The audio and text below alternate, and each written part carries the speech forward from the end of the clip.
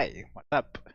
Welcome to the 1999 Japanese Grand Prix stream.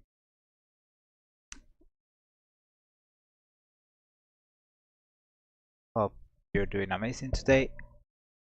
The background music is yeah. Now it feels nicer. All right. Where do we start? Can start by checking, for example, the pre-qualifying times.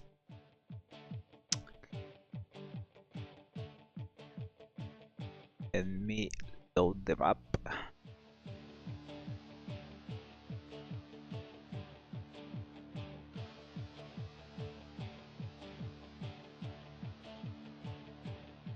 Here we go. Qualifying times for the 1989 Japanese Grand Prix. Alfonso de Vinosa in first place, so that's both Brabhams qualified, then followed by an amazing performance by the Ocellas of Larini and Ginzari. Both made it into top 3. They passed pre-qualifying easily. Luis Perez Sala, in the absence of an ill Pierluigi Martini, made sure also Binardi was the last team to make the cut, together with debutant Paolo Barilla, the second car. A little bit of a disappointment for track speeds after some improvements. Bernd Schneider couldn't find a clean lap. Aguri Suzuki's time wasn't enough to guarantee the a place. Top 3 teams there. Dallara could make it through. Also very good lap by Roberto Moreno, but same as with Aguri Suzuki, it was never enough to travel the first 3 positions. And what do we expect in terms of pace? I would expect to be running around the top 10, but not very high. This is a difficult track. I tend to lose a lot of time in this last sector of the track compared to the AI. Let's see. As for the championship table, let's bring it.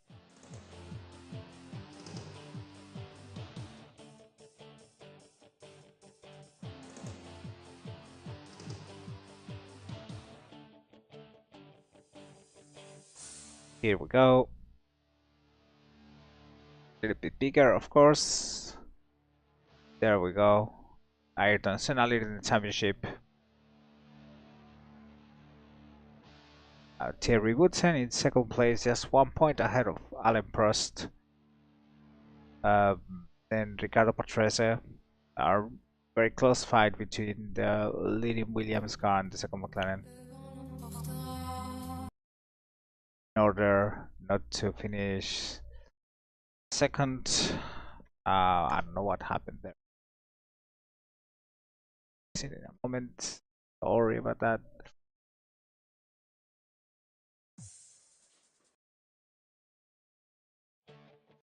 There we go. Save it. So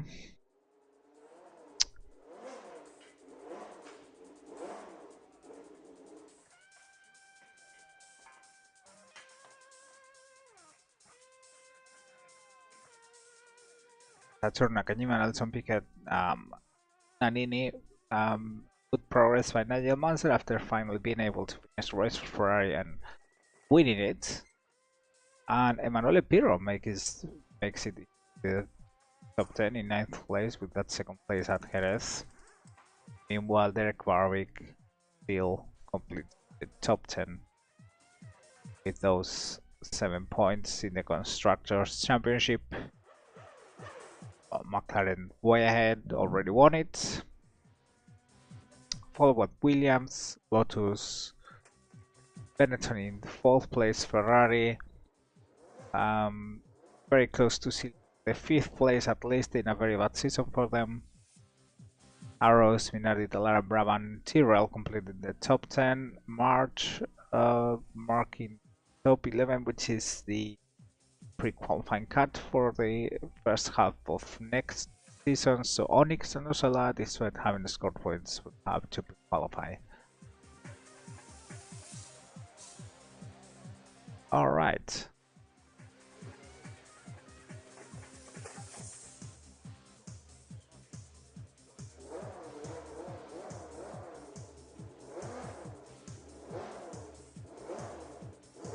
So here we go. Let's get on to it.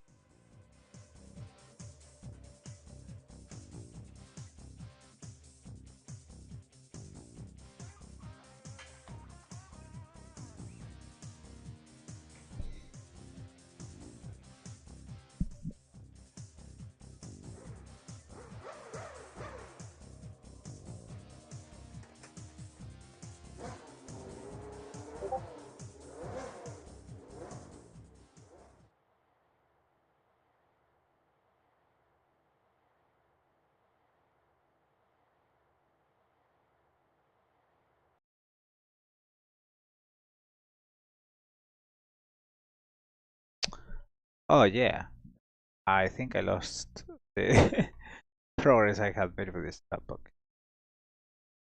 To put it back.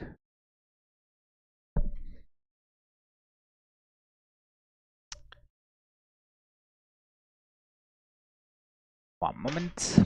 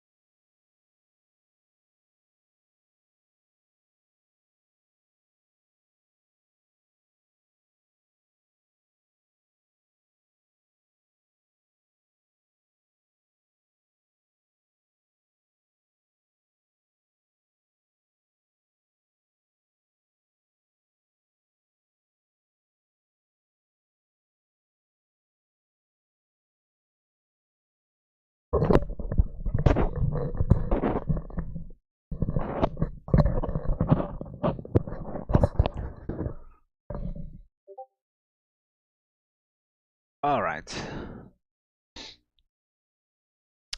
So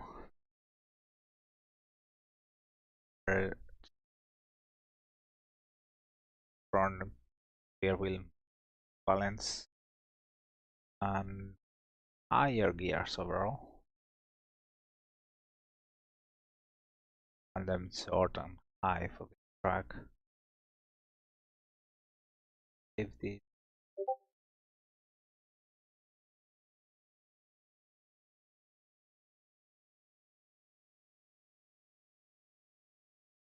there we go.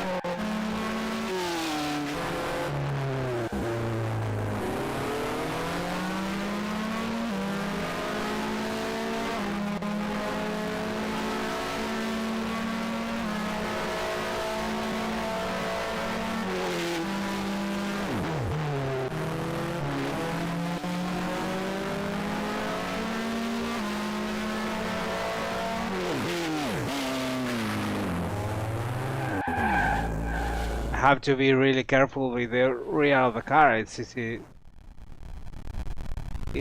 Although it didn't happen in qualifying.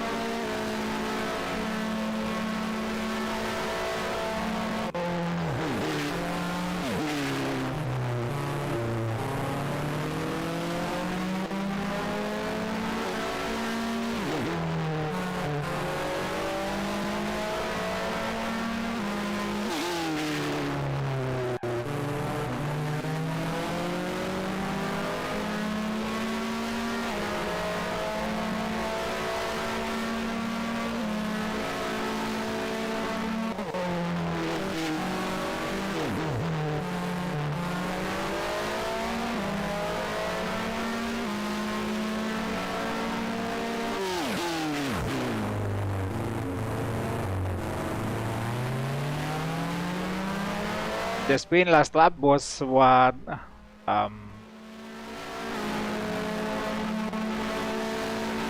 was exactly the same as the one that made me retire last season.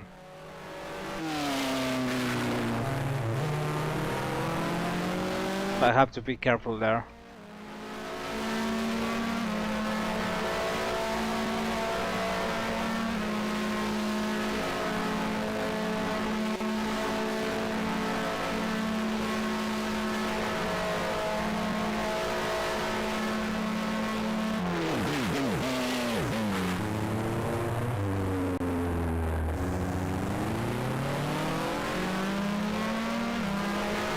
It's gonna be like a 143, I think.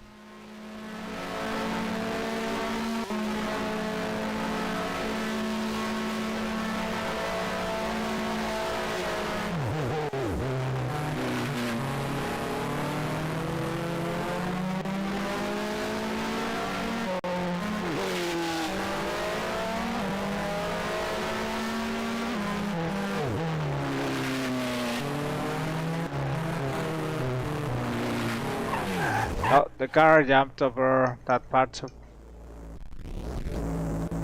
track.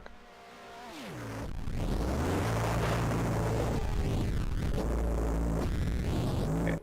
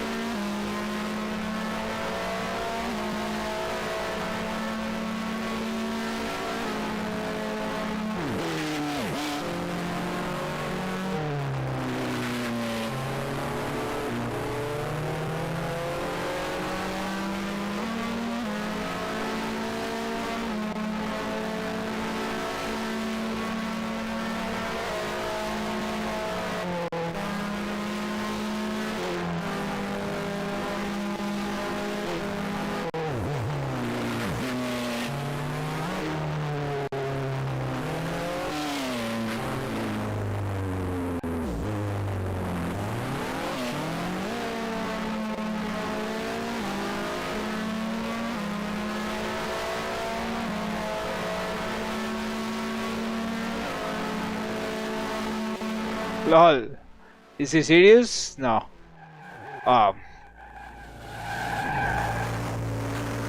Okay. Oh, I see the replay of that. Looks so plastic.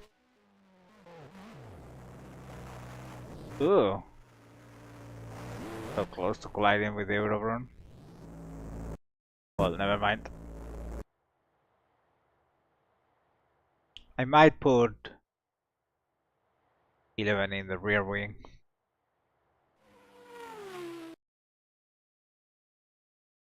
So needs shorter fifth gear. Alright. Wow, Nakajima second. This is amazing. Nakajima second and Donnelly fifth. Is this gonna be a big race for Lotus? Oh, Modena, very good. 13.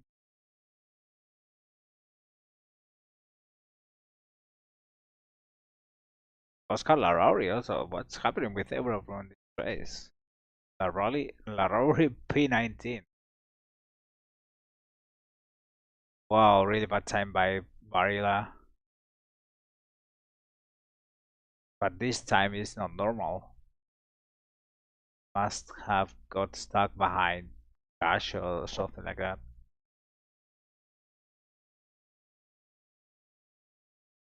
Okay. Results.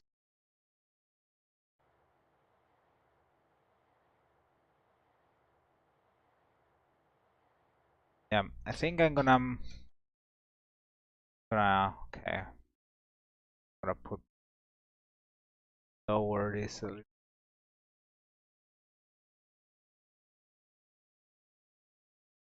like this.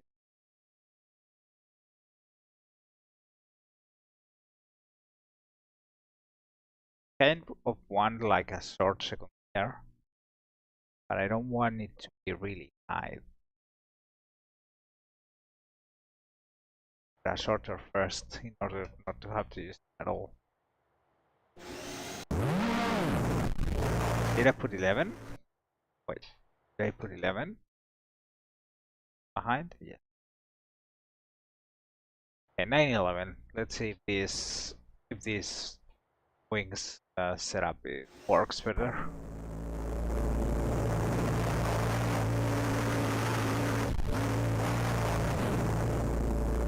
Okay, let's wait for the arrows.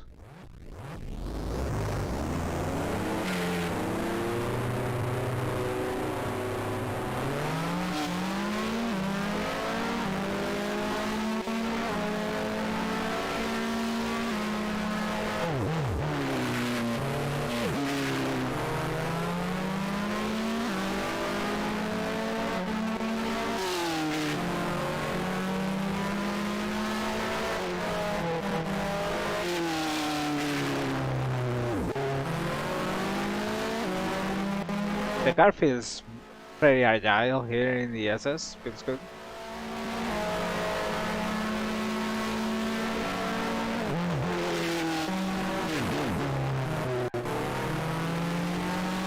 Okay, we got a little bit space.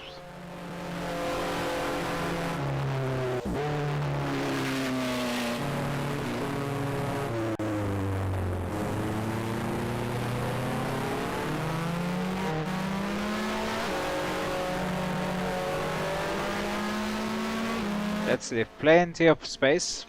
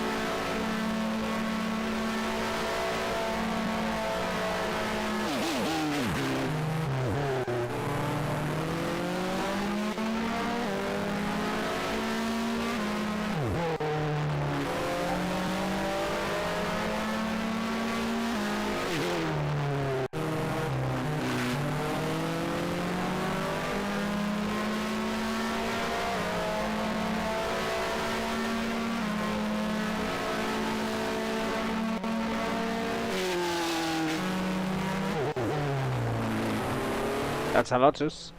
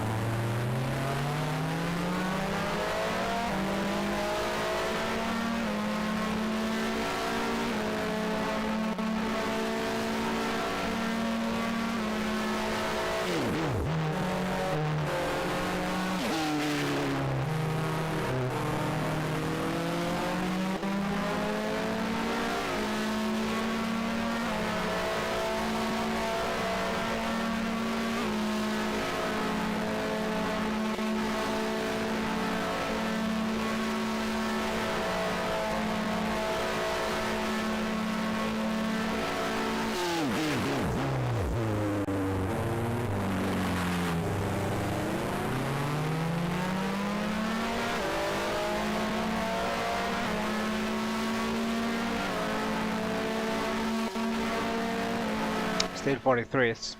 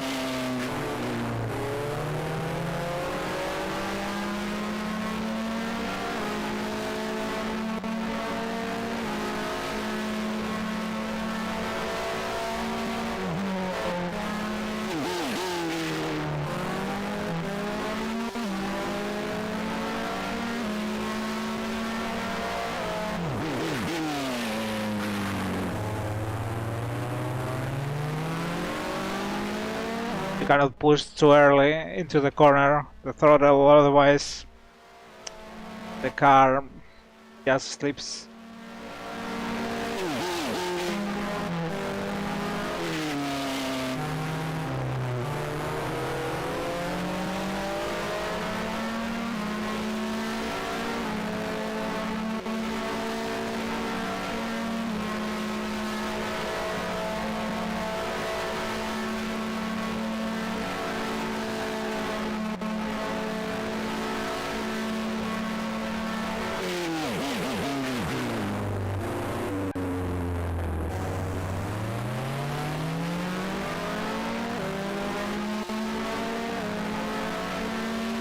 Okay, this felt a bit faster.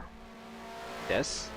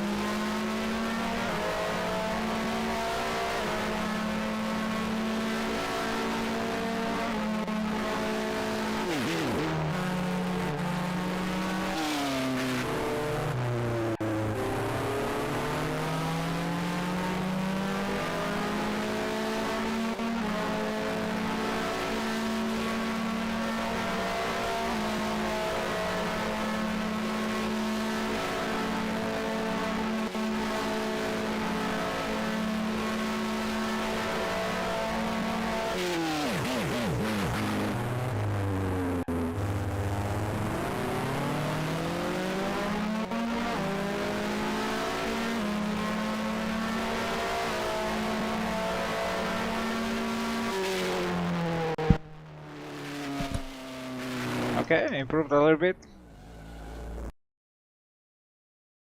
Nice.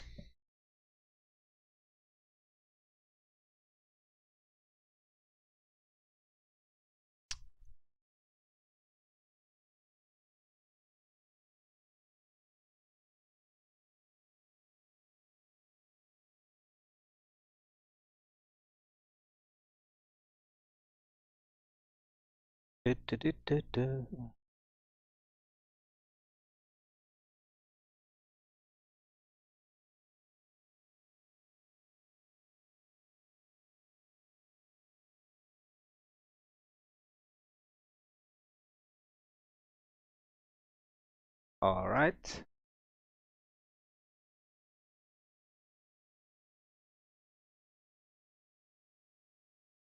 I don't think I can make that gap up to position. I can improve a little bit, but I'm quite comfortable with the car anyways.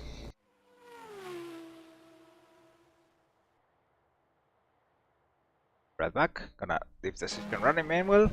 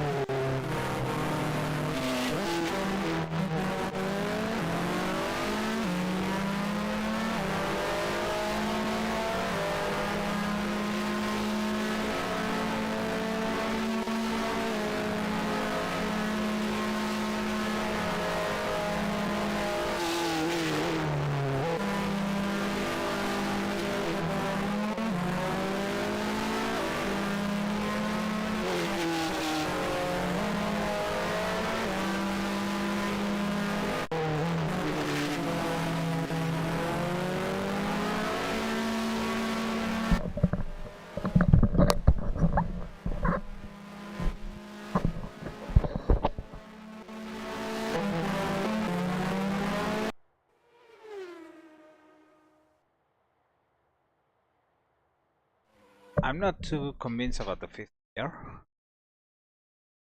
Like,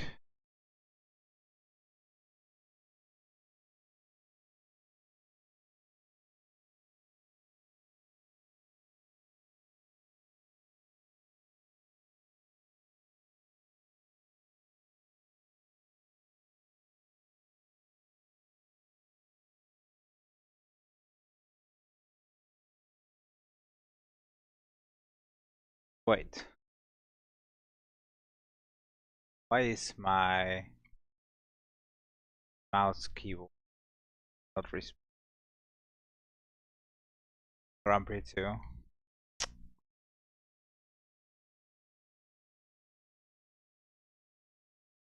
has those box crashed? Yeah, first.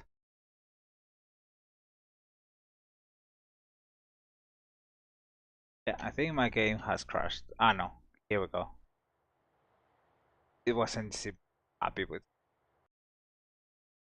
There we go.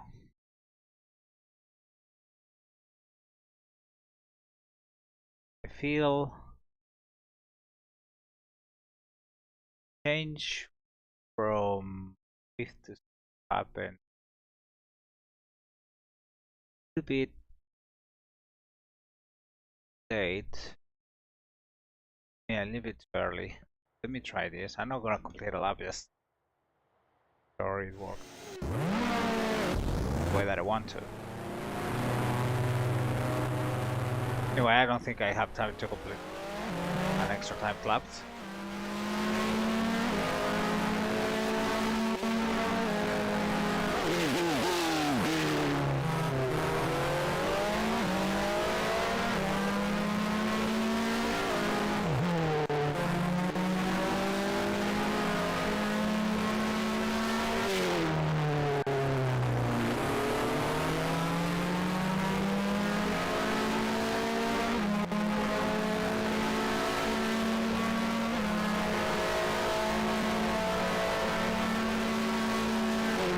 Oh, dang it. Ugh, that's a nasty crash.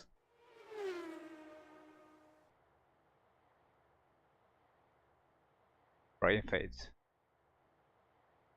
Okay, let's see how it feels. It'll be okay.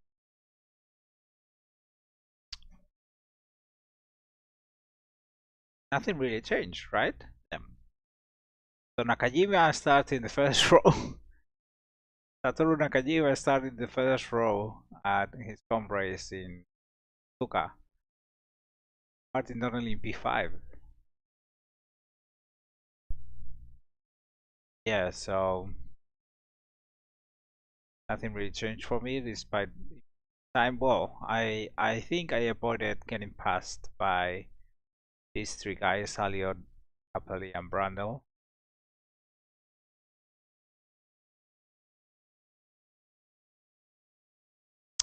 Yes, qualifying session of Modena. Paolo Varela finally making it in P18 ahead of Perez Sala. And yeah, it's the Reals. The Reals haven't qualified as expected. So yeah, okay. Nice qualifying session. Let's go to warm up. Good. Race this. How the car feels. Especially interested how it feels around the back straight, top speed, and how it feels around the S's. I still have one set of tires from qualifying unused, so we can use that. I don't have to waste any race tires.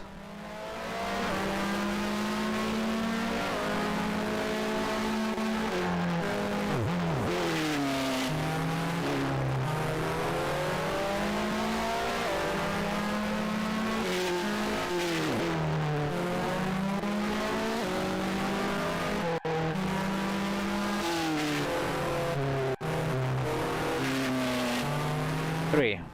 Okay. Third. Gear. Fourth gear.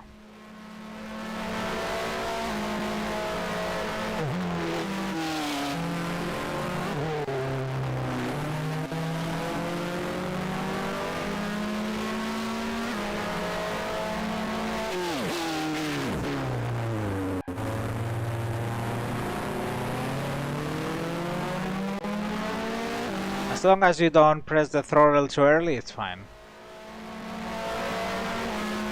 The traction and shouldn't spin. Yeah, with this fuel, this is a third gear corner.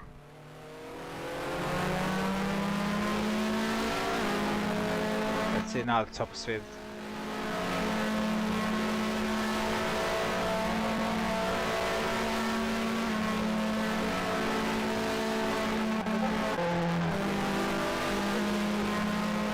Okay, doesn't feel bad.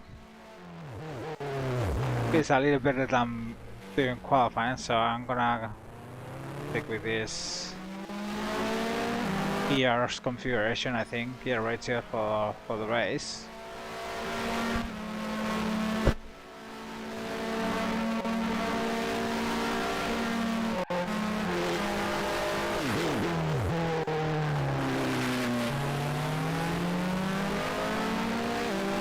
The 6th gear in this track with this amount of power is barely used though.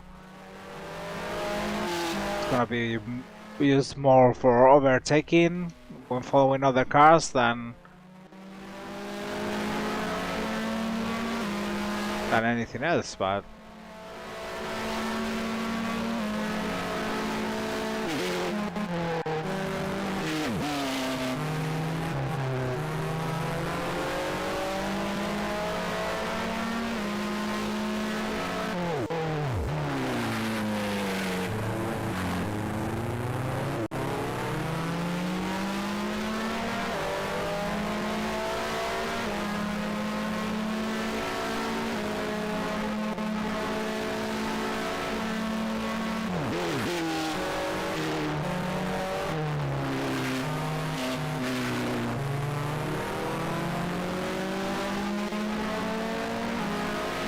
113.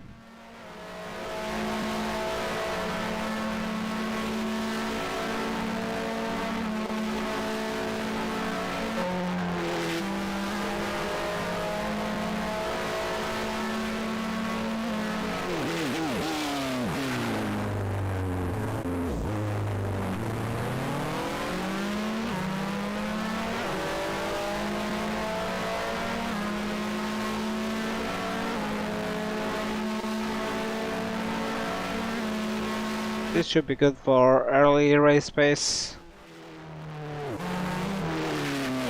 Careful with the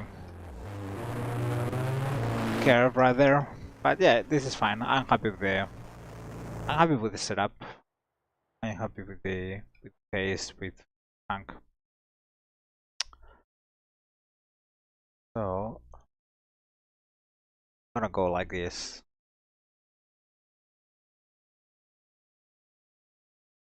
What should we do about strategy?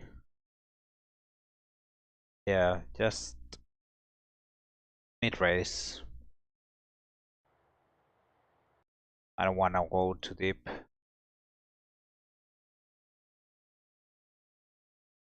Which bit?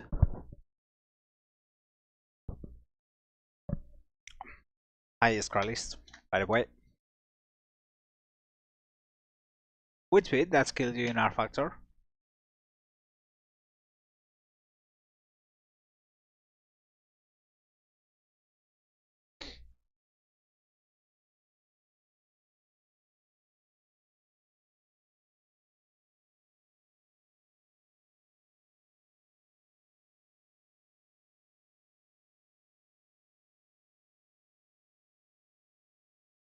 End of sector 1.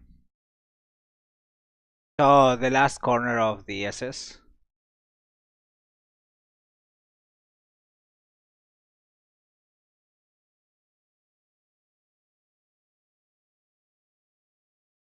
Oh, now it works. Okay. Now I should be able to. Now the engine. Yeah, Dunlop. Yeah, Deckner is always such a difficult corner. I think Deckner. I think Deckner is the hardest corner of the track. At least in a modern sim, because it's so fast, but then you have to brake for the yeah yeah yeah yeah yeah yeah exactly. You don't have runoff area there, and then you are trying to brake and carry speed into a corner that's you're approaching downhill. So yeah, it's a difficult corner to get right.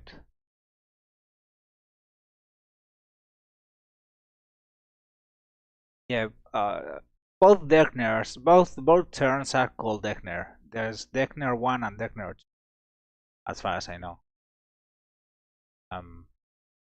But yeah,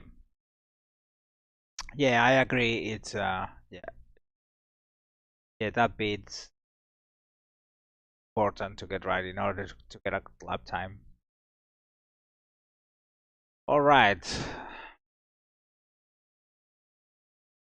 let's see how much does the car last this time.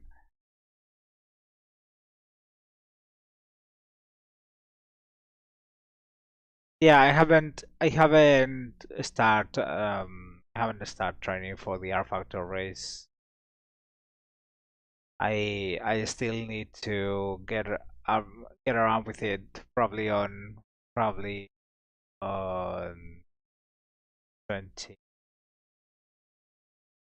yeah, Sunday evening, and I can do some laps maybe tomorrow. Lap 25 transmission failure. Okay, I'm gonna go for oil leak. Yeah, I haven't suffered an oil leak in a while, so I'm gonna go for oil leak.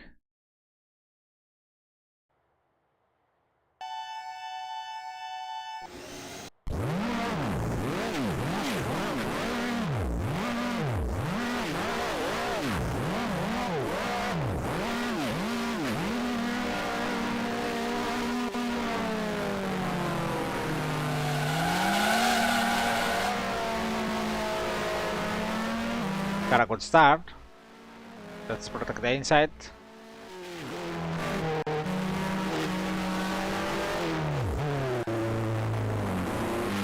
Williams is going into. Oh, I got it spun out.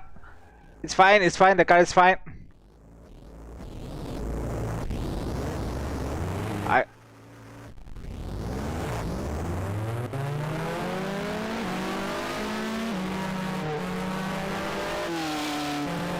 Who was that? What an asshole! I think it was a Ferrari or.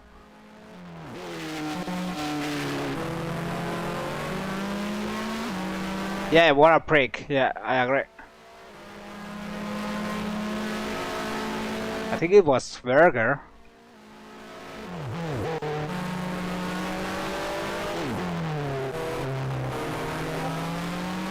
Luckily, there's a lot of traffic.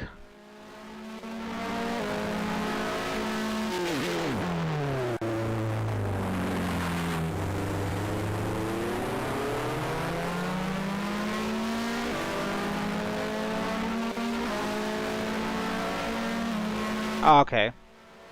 Yeah.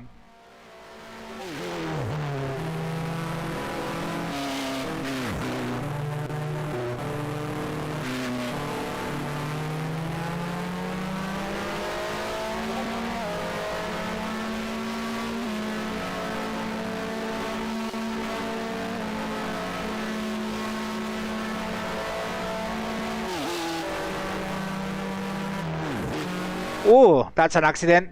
That's a Nocella, right? I think I saw a Nocella there of the track. Yeah, that's Quintani out.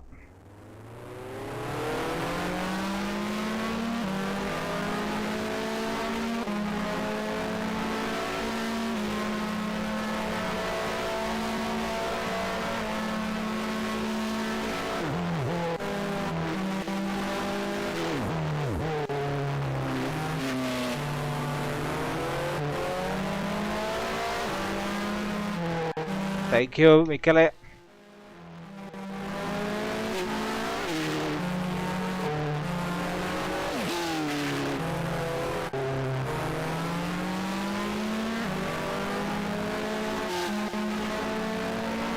That other rune is going so slow.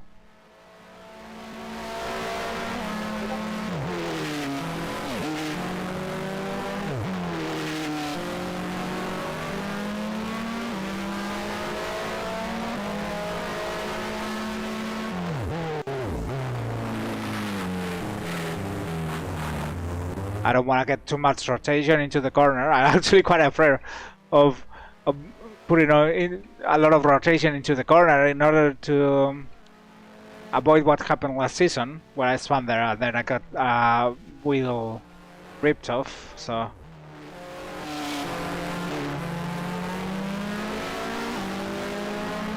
Hi, Michael. Good day.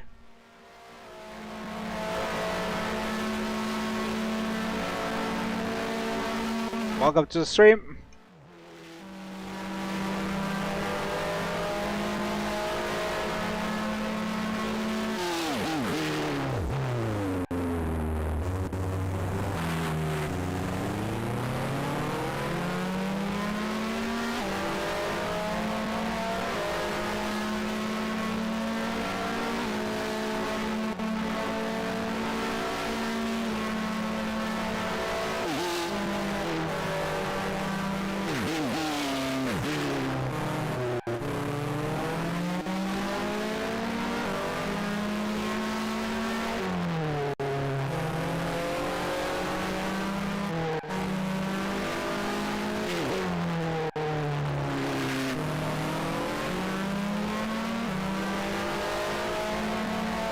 That retirement does nothing for us.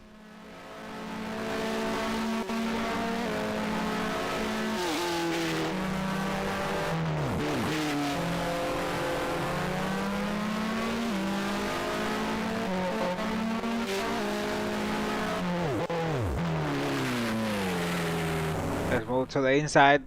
I think that's Tiver. Or it's Barvik. It's both arrows were starting pretty far behind, so not sure which one of the two is it.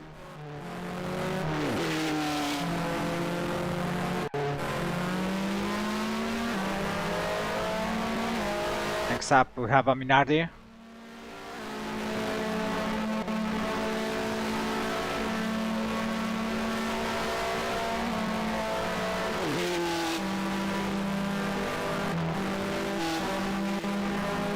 Wow, no, I don't want to go for wide into one corner. Thank you. With GP2 AI, no. Prefer to wait.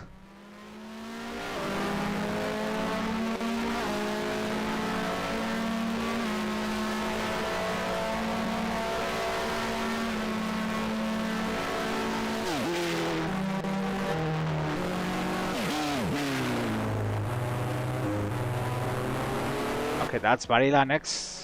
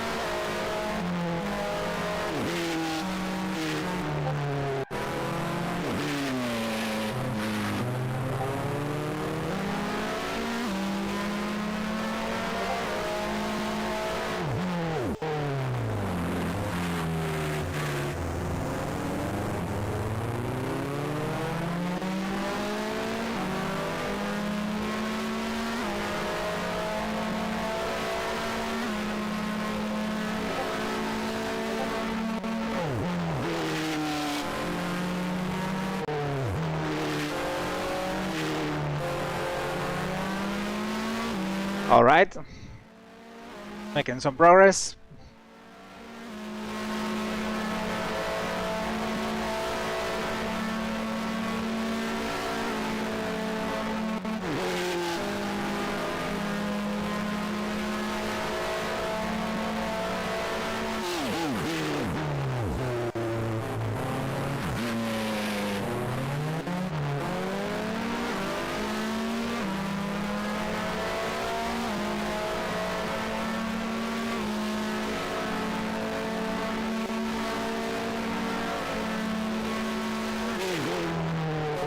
Yellow flags. Oh, Brande is out. No teammates then.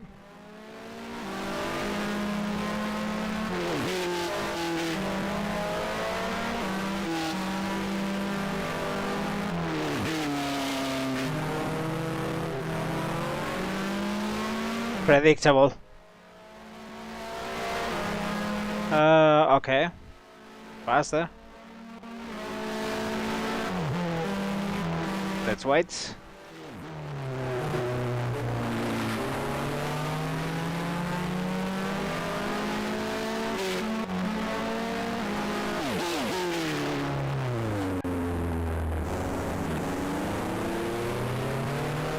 There we go. Got Larini.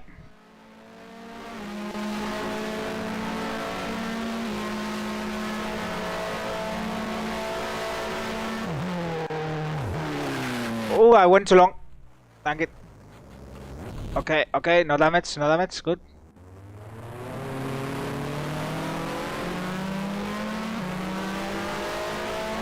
For some reason I blocked my front. I shouldn't have.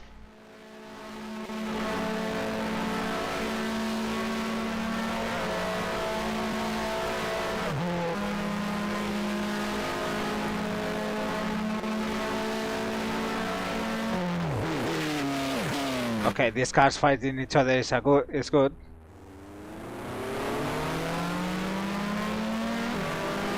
Okay, we got Barilla again. Yeah, all the good work undone. Part of it.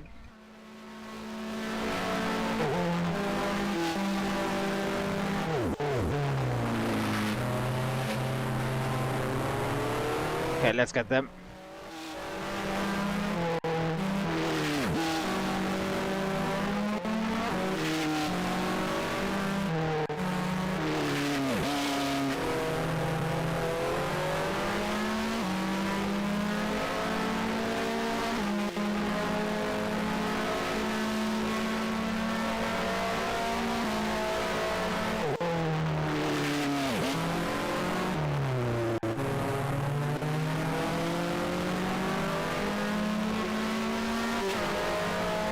Okay. Oh, I got the cell as well. Good. The Osella is driving very slow.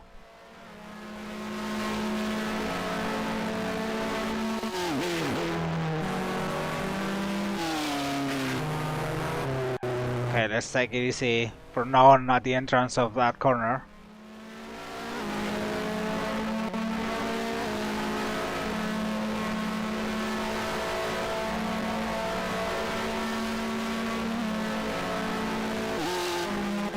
The arrows seems to have good pace.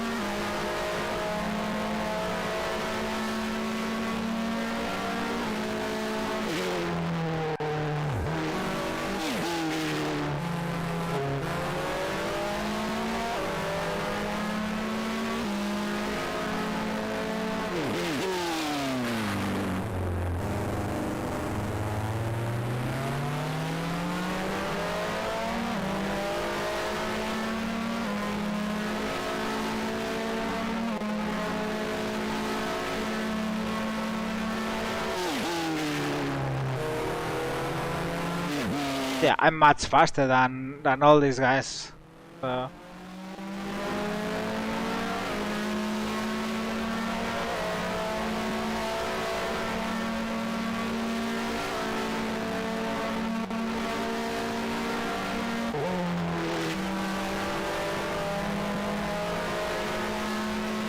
Take it easy there. Yeah, we've already cut the next group. I suspect it's either Stefano Modena or Sala who's running slow in this group and holding everyone up.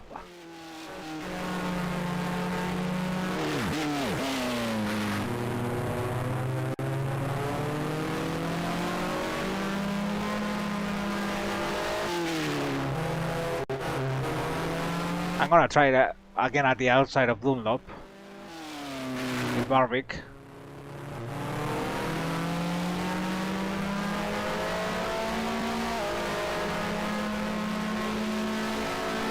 Oh. Distance. Here we have better traction.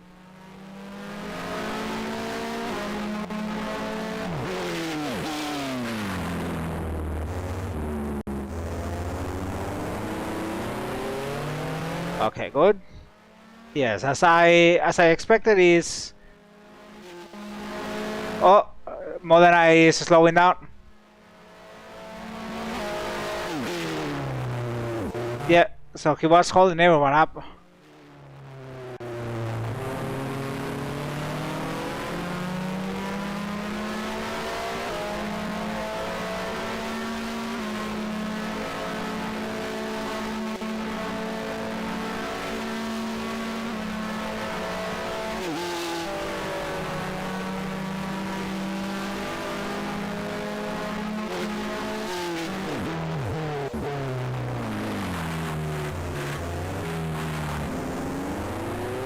The arrows was going very slow into the entry entrance of the chicane.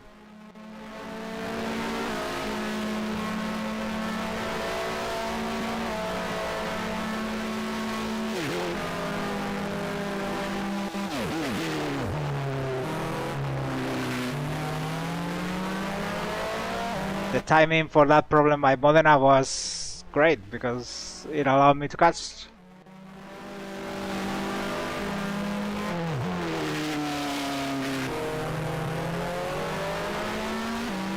Well, GP2 AI being GP2 AI.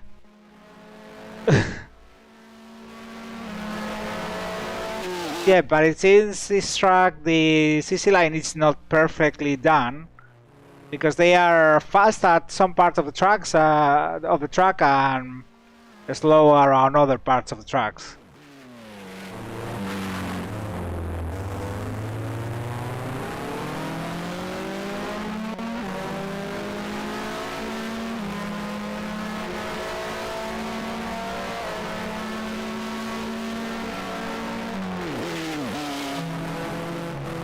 Battle between Spaniards now.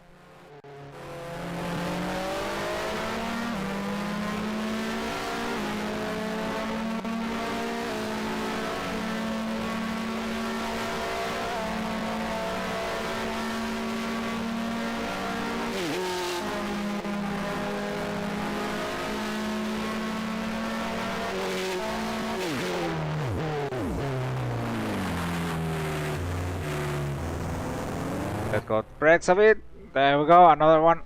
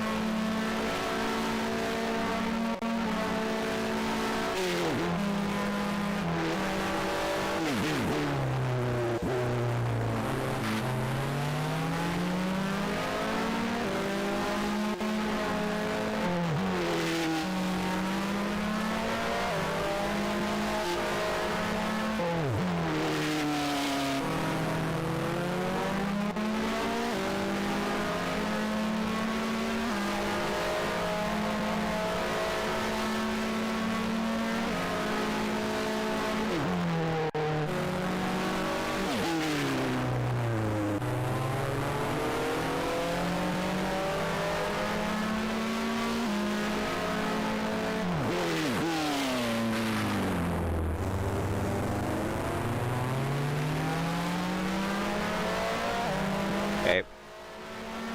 Well, that's 20% of the race gone already.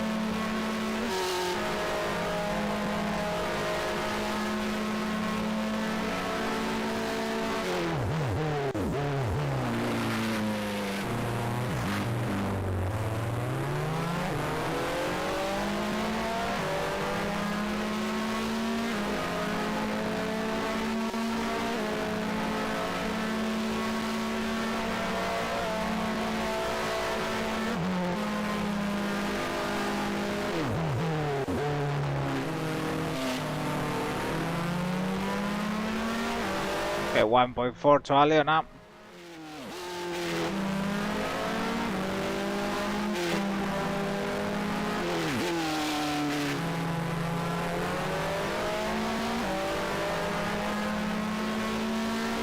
Who's leading this group?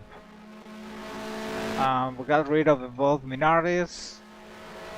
Oh, must be Alessi. Maybe it's Alessi.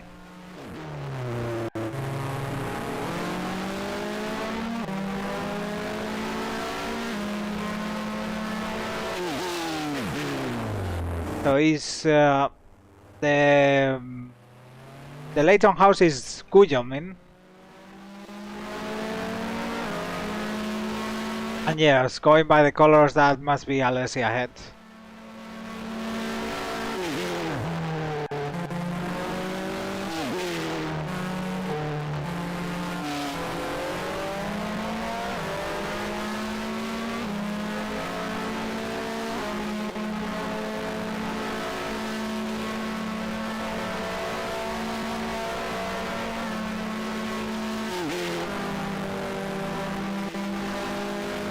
Good.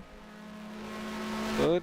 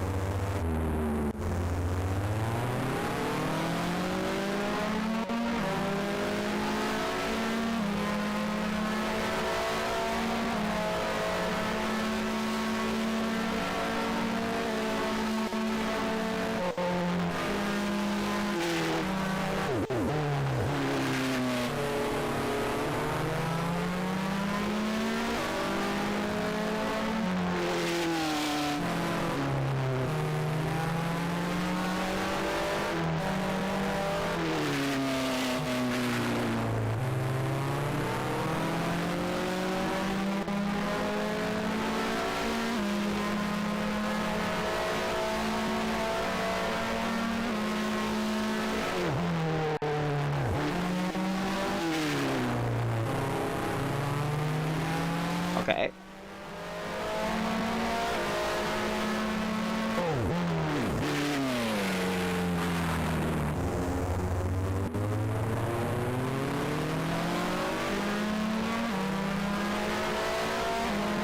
Okay, we got the arrows.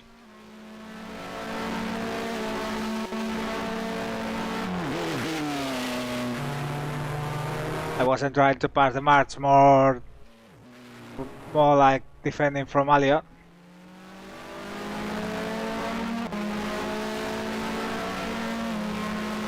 Okay, I got a lot of wing, so the car is not fast in the straights.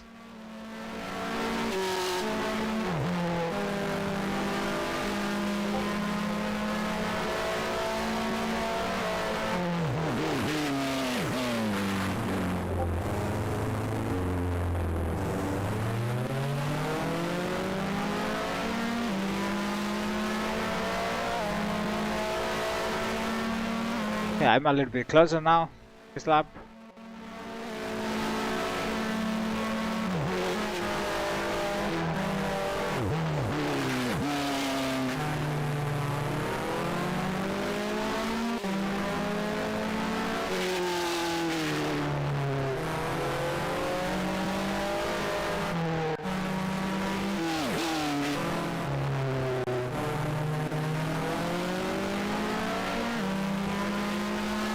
This corner, for example, Dunlop. At the beginning of the SS a little bit, and here at the exit of Deckner. See, I get much closer. So these parts of the track.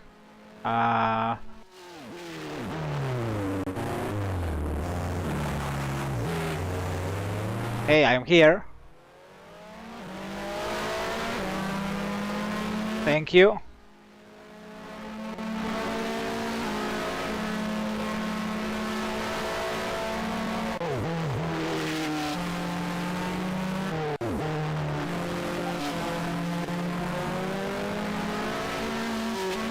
Ooh, the car. Oh, that was a big scare. No, no, no, you're not passing. You're not getting through.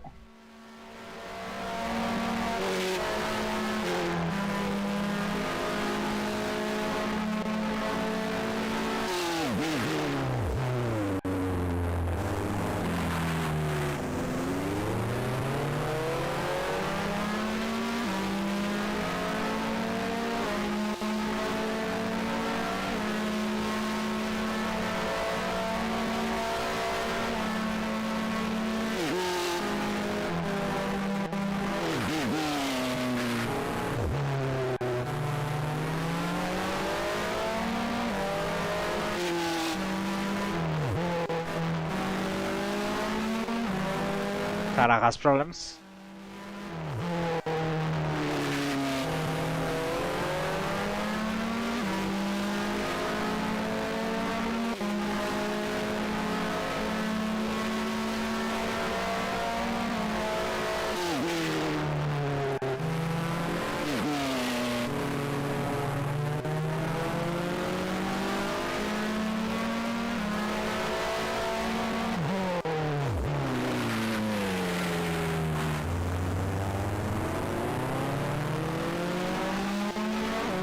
Well, I tried doing it for Estoril. No, it didn't work. I changed. If you change something, it messes up the rest of the whole track. So yeah, it's not as it's not very easy. No, I cannot. Well, I mean, I don't drive by the CC line, so the human with wheel. When you drive with wheel, you are not constricted in the same way as when you drive with keyboard. So your car doesn't follow the CC line. It can go wherever you want.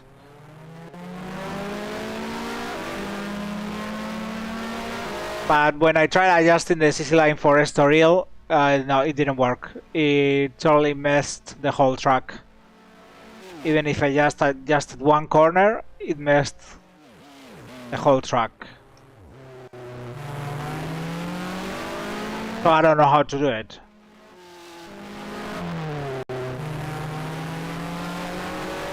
I mean, the track editor works, but you have to understand how the whole thing works in order to adjust even one corner.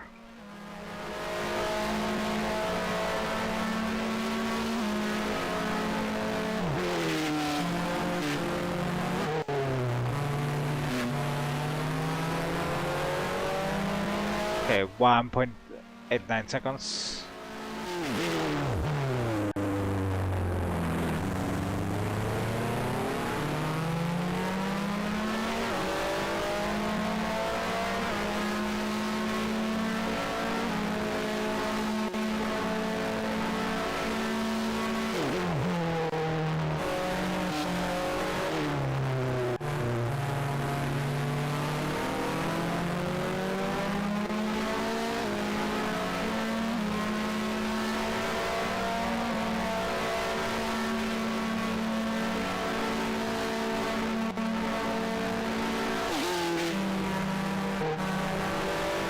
There we go.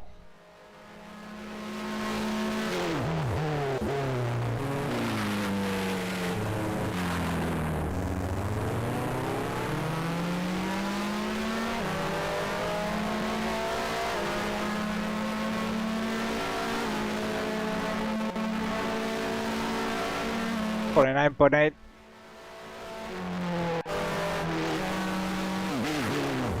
Capelli is 43 seconds ahead.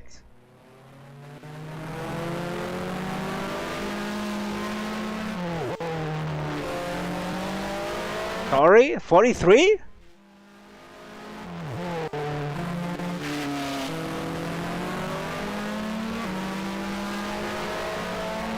So he pulled away 2.5 seconds per lap from the rest of the pack behind.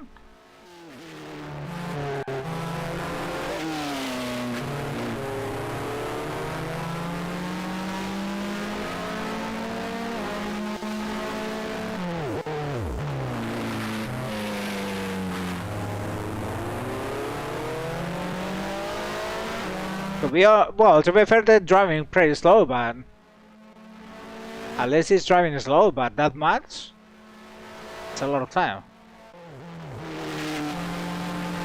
Okay, let's see what time do we get and how is it compared to Capelli's time.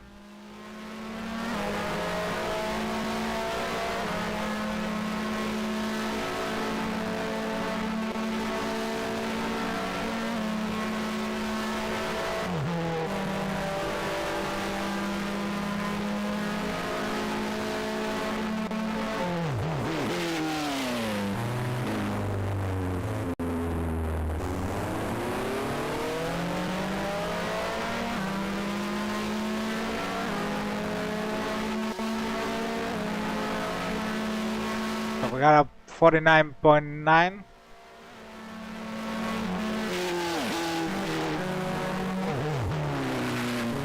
Now that's 46 to Mansell. I don't know how to read this.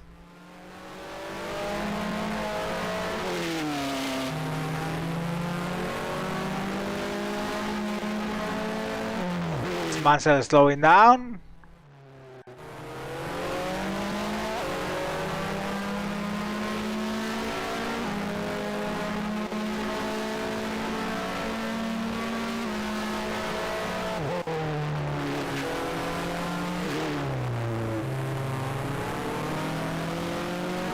Or am I really 3 seconds per lap slower than the guys ahead?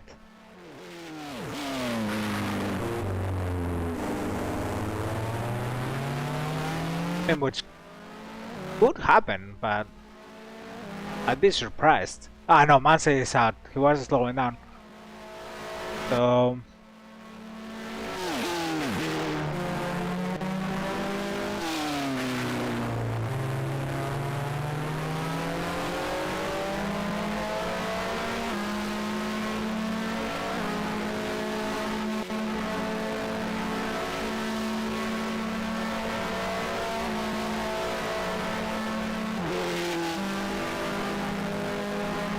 okay, we are just one position behind the position we started at.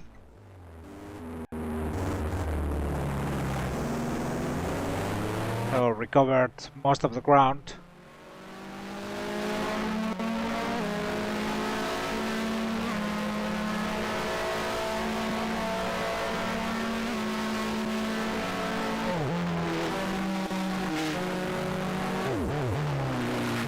Okay, so the gap to Capelli went from 43.1 to 44.8 in 2 laps, so that means he must be lapping at around low 49s, I would say.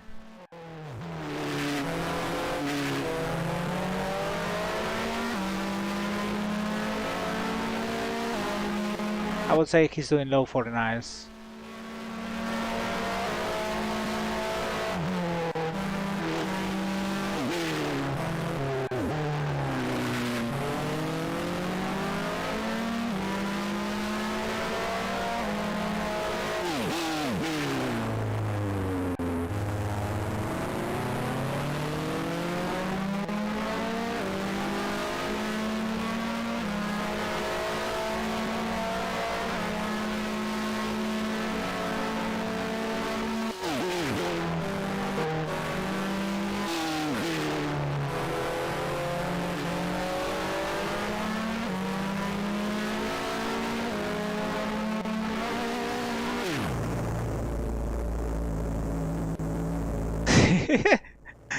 Okay, you were short 7 laps, Skrallis.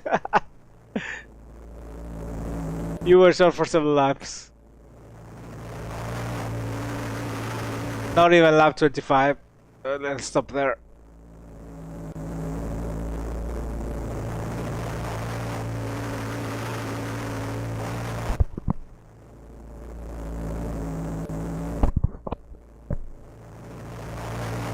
What's wrong with this gearbox? No, no. I mean, anyway, transmission is not fixable. Well, if you get into the pits with it, it will fix. Had we gone into the pits coasting, it would have been a very, very, very, very slow speed, maybe 20 kilometers per hour, something like that. It would have been really painful.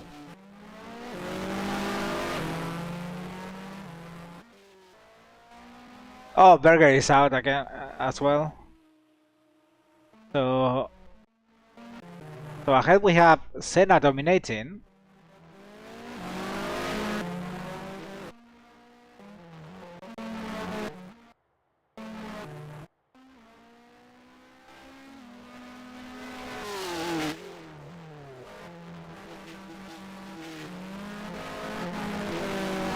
Yeah, very good day for Lotus.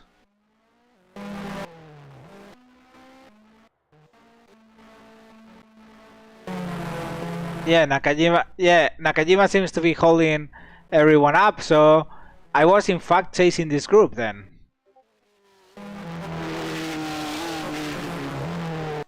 Oh god, whenever someone tries to overtake a Degner, then... Oh, don't really trying there.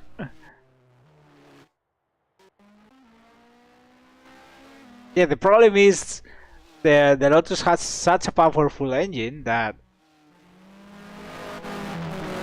it's impossible for everyone else to pass.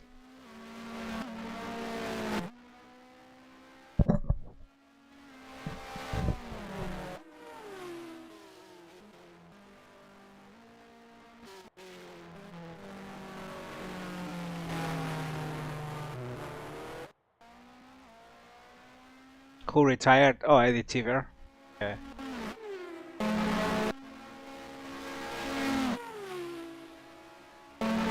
So far, we're having a high attrition race.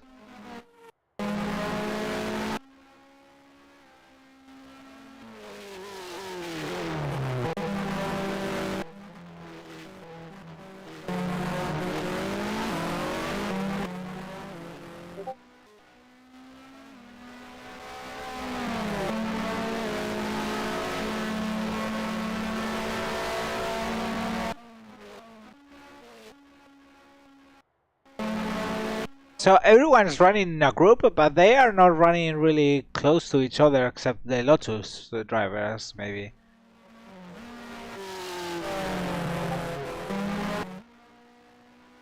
Well, the thing with GP2 that what I like about it is that you can make it pretty realistic in the sense of mechanical failures. So yeah, I mean, I don't mind that sense having to retire because of mechanical failure.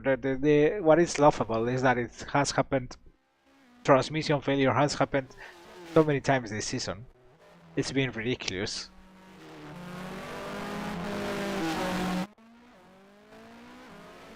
Spain was transmission. Portugal was transmission. Italy was transmission. I think. Where else did we get transmission? France? Oh, Canada after retiring. Brazil was transmission as well. Well, I've been getting lots of transmission failures. Oh, there goes Donnelly.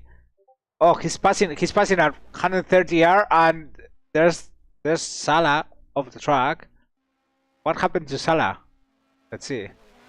Oh, he tried to overtake the Aerobrune and oh, just went too deep. Luckily for him, he didn't touch anything. He's able to continue.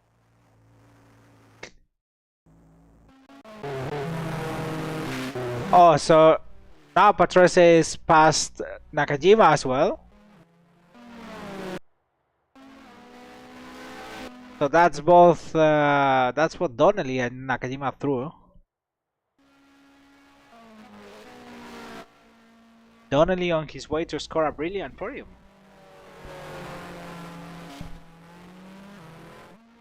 If he continues like this.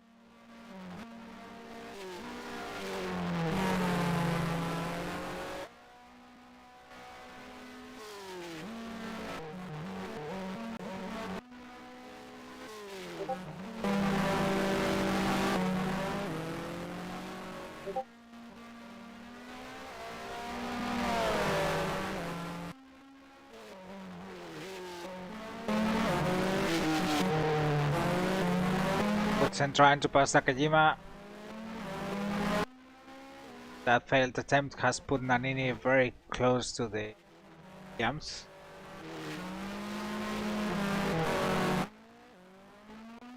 Now what will happen first? Woodson passing Nakajima or Nannini trying to pass Woodson? Couldn't be as easy for Benetton because of the engine power difference between cars. Yeah, he can barely make the same speed.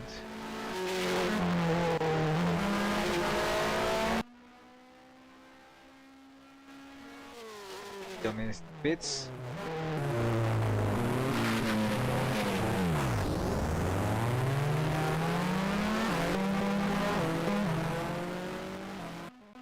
Putin got badly held up by Nicola Larini there.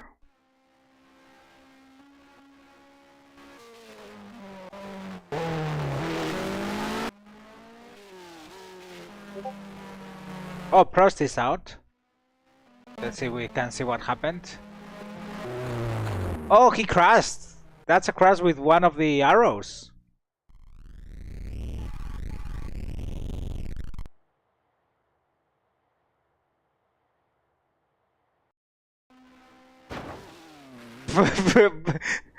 What was that?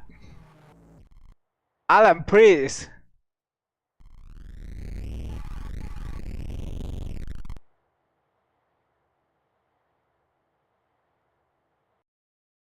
I wanna see that again.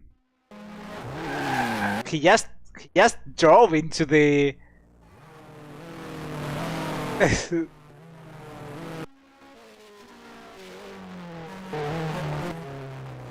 well, yeah. Brandon is cannot wait for the minute that Prost leaves McLaren at the end of the season.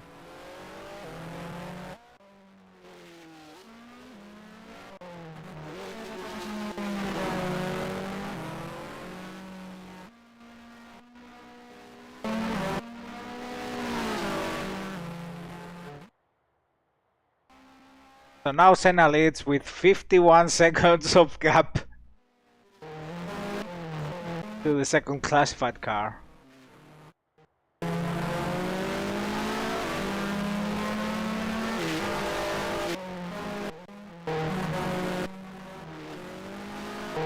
Senna pits.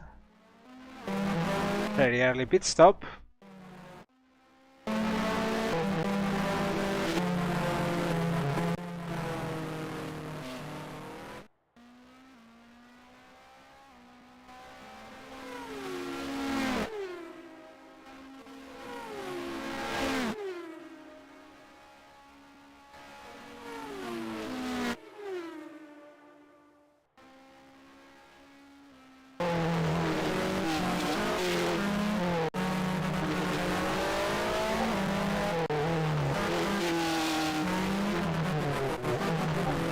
There goes Patrese, he's gonna go for the undercut on Donnelly.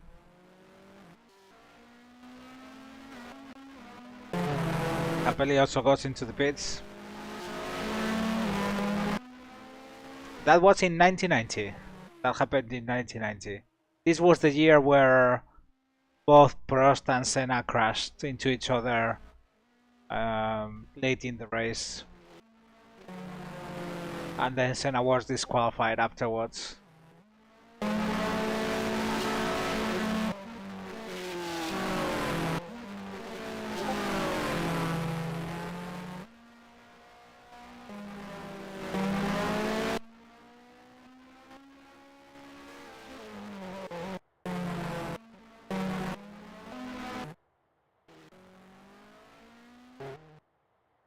Okay, so now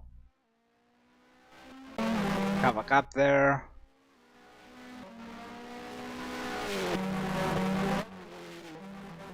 Heroes got stuck in traffic a little bit with Stefano Modena.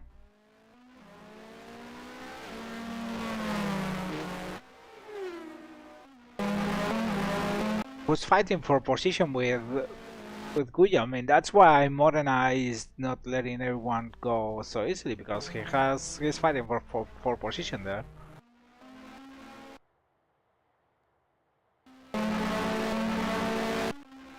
The Lotus drivers keep on. Meanwhile, Woodson is gonna make his stop now. The Venezuelans also keep on. So Williams trying to go for the undercut on both Lotus cars. Oh, he has a brake problem.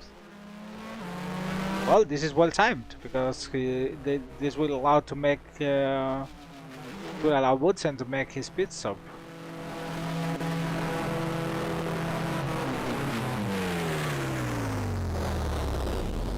Well, Senna, no, he didn't fall back. Just Prost passed Senna at the start, and Senna kept running second behind Prost until they crashed into each other when Senna tried to dive bomb. Prost closed the door. Year that Senna fell back was the year before, in 1988, where he failed. Yeah, he failed to make a good start. He made a very bad start. Had problems with the engine at the start and then fell behind. Yeah.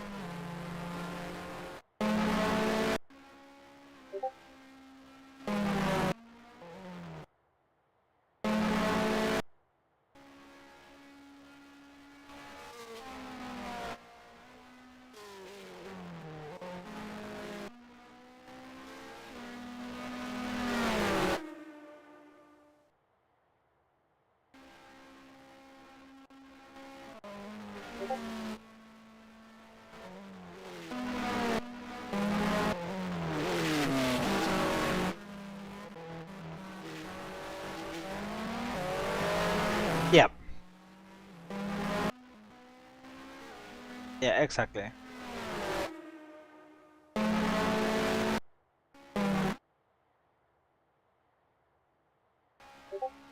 Shapiro repeats, that leaves both Lotus drivers and Nannini not having pitted yet. Patrese, how fast is lapping Patrese now? Patrese is lapping, wow, over 2 seconds per lap faster than 2 seconds per lap faster than Donnelly. So yeah, this means they will probably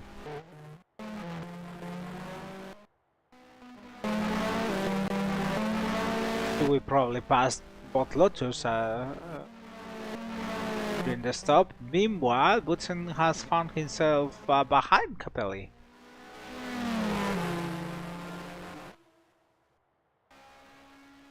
So for now he cannot make use of the newer tires. That was 1989, yes. So 1989, both Prost and Senna drove away from the rest of the grid very fast. Were driving their own race, and yeah, that's Senna collided with Prost when he dive bombed. Was it 10 laps to the end or something like that? And yeah, he got pushed by the marshals through the chicane, runoff, and then came back past Nannini for the win, and then was disqualified.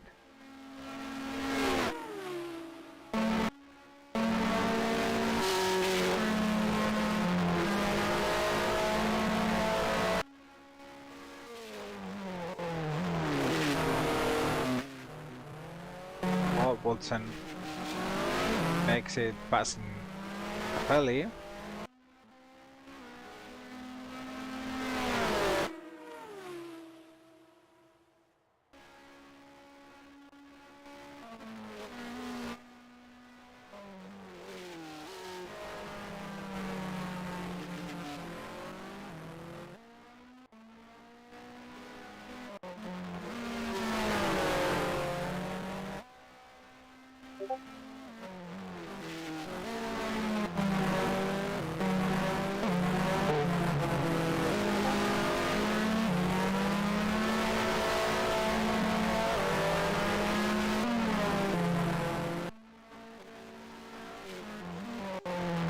You have to watch the Senna film again.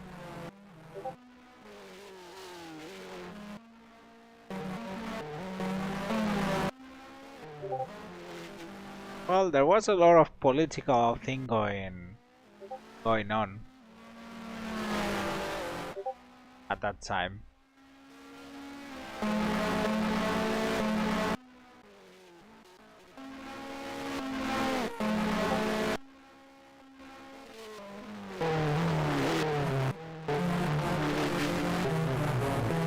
There goes Donnelly for his stop.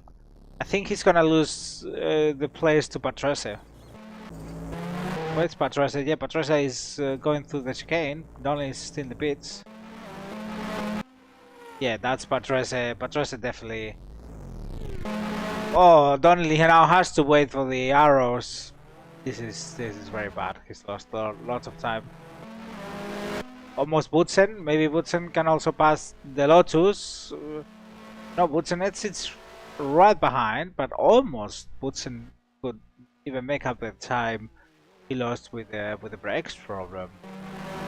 So Donnelly has lost a lot of time.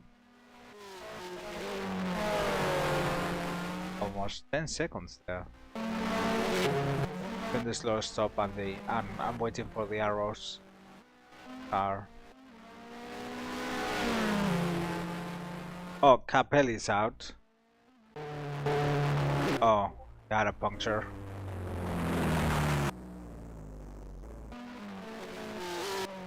I think so, yeah. I think my theory is that we would have had a fascinating battle between Schumacher and Senna if he hadn't died.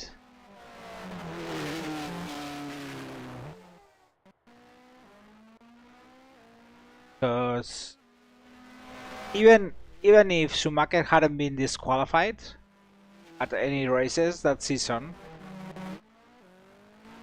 Okay, so let's say let's have this debate now. Let's say Senna survives his accident. Let's say Senna has his accident and survives it, and he's fine. Oh, Donnelly goes out of track.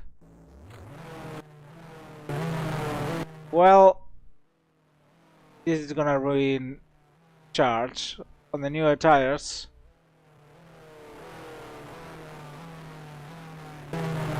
Let's see if he can get out of the sand trap.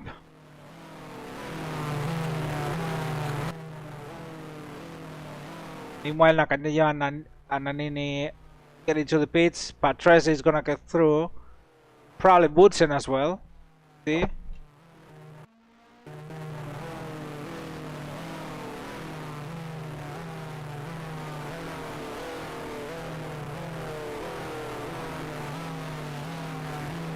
Yeah, let's say Schumacher doesn't...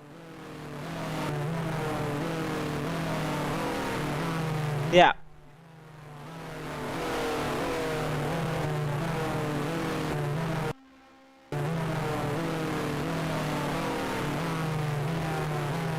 I mean, in a universe where Senna isn't killed in his accident and keeps on racing as normal, Damon never becomes the Williams team leader. That's for sure.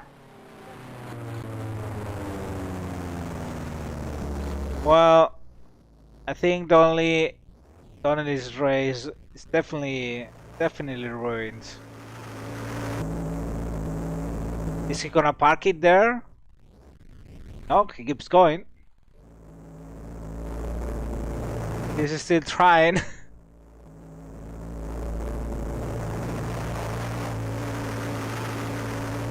He's still trying. He's now down in 13th place.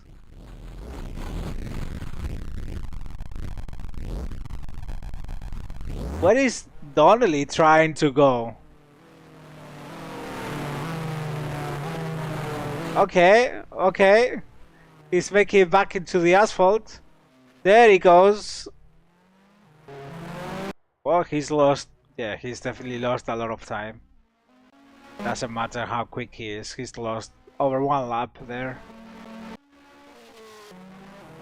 Well, that leaves Patrese in second. So Williams played well the pit stops card. Pirro is ahead of Nannini as well.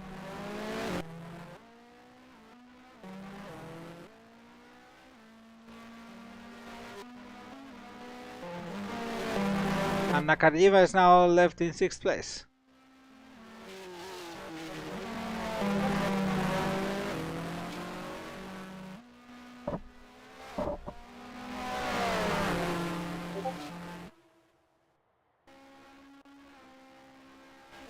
Well, so okay, so let's say Senna isn't killed. Okay.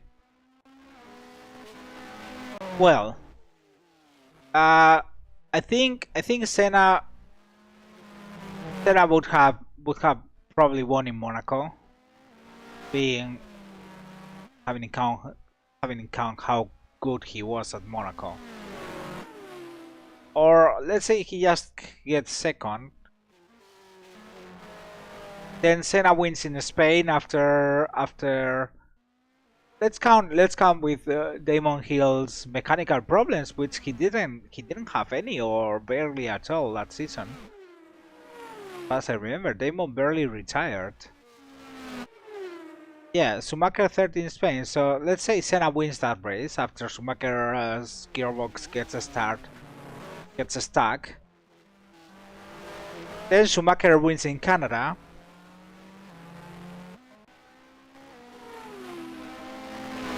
Let's say Schumacher wins in Canada. Whatever happened to Hill's car happened to Senna. But then from France on, the Williams is the stronger car. For France on, the Williams is the stronger car. So Senna would have probably won at least, I would say, 2 out of 3 between France, Silverstone, and Hockenheim.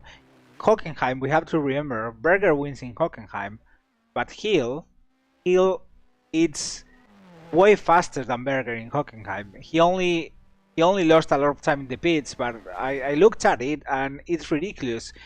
He recovers over 1 minute and 40 seconds from Berger from the moment he exits his long stop to repair the suspension at the beginning of the race until the end of the race. He recovers over a minute and 40 seconds over Berger. So I think let's say nothing happens to Senna at that start of the race, he would have probably won it. He would also have won then in. So Senna wins Hockenheim. Senna wins. Well, Hungaroring is okay. Is discussable. Let's say Benetton do their brilliant pit stop stuff, and Schumacher wins the race with a 3 pit stop strategy or something like that. But then Senna wins in Monza as Schumacher gets disqualified from that race. Then, I mean, in Spa, then Senna would have probably won in Monza, being the Williams the faster car, much faster in long straights than the Benetton. Then again, by story, the Williams is already much faster than the Benetton. You only have to see how fast Hill was during that period of the season. Okay, yeah, fair. Okay, fair assumption.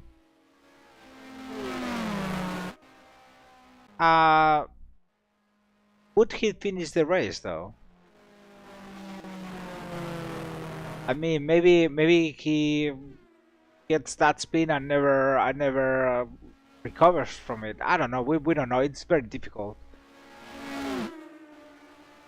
But my assumption is that if Hill could master those wins, then I would have done much better. Would have that been enough to recover the gap from the beginning of the season? Yeah, we would have to work out the points, right? We would have to work out the points.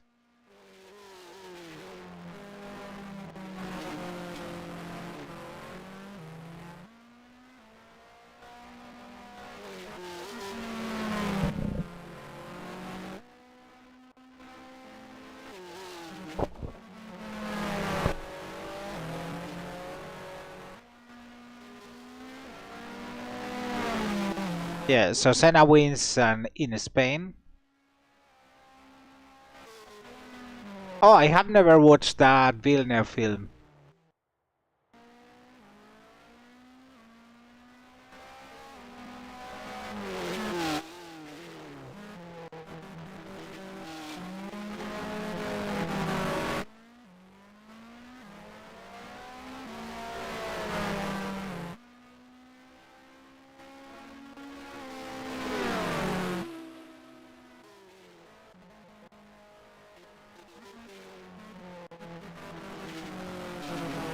So Spain Senna's first, Schumacher is third. Okay, gap is 28. Then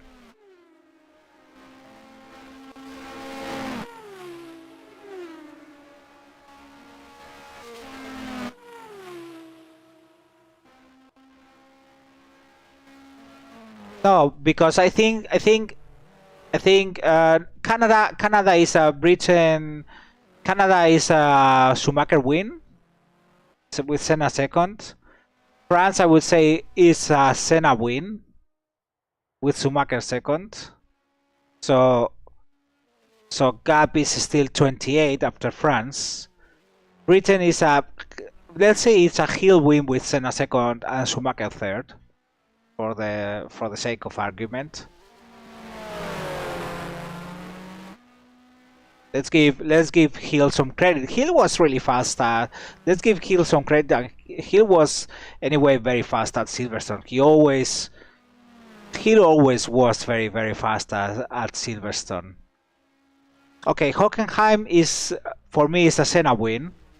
If Senna doesn't get involved in the start accident, and Schumacher is a 0. Oh, Nanin is out. Okay, something happened. Let's see. Oh, the engine went. Well, yeah. So Hockenheim is Senna win. Gap is 16. Then gap grows again to 20.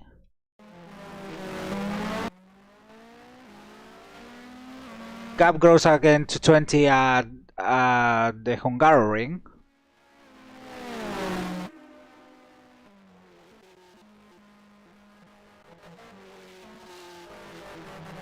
So 16 again after Spa.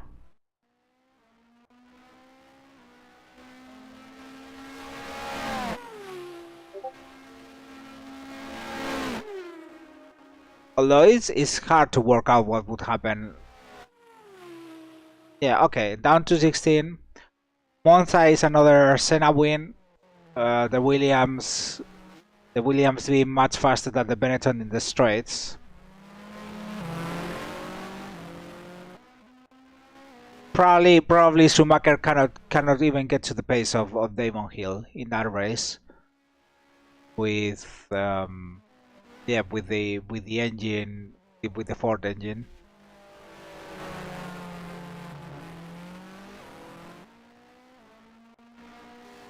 The longer the season advances, is gap is 10. So there you go, the 10 points to play with in the last 4 races of the season.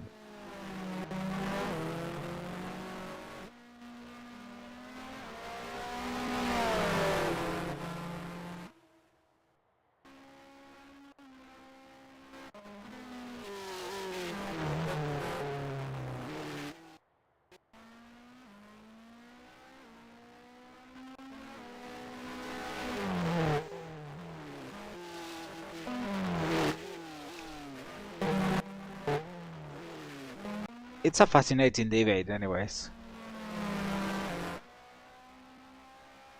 Gap is 6.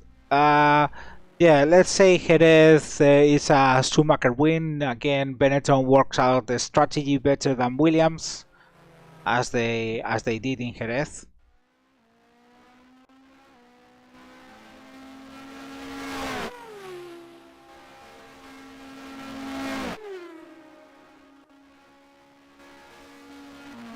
Yeah, and after Japan, yeah, let's say Japan is Senna, Hill, Schumacher.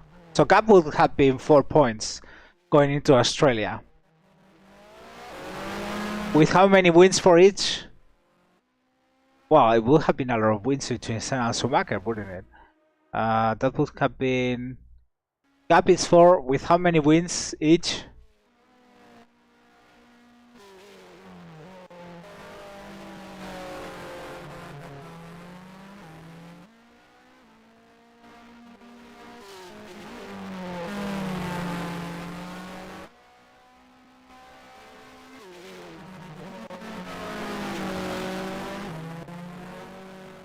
Schumacher has 7, and Senna has then another 7.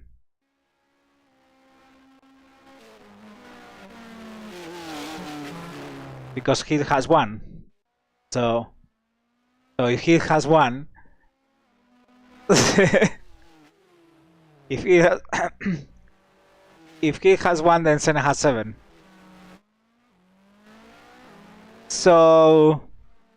So yeah, so it would be, it would be again an all out in Australia. So I'm not getting in there. I'm not getting there. I'm not getting in what would happen in Australia. Considering what happened in real life was already something. But I can see a race in Australia where both drivers get away from the field, like immediately. Uh,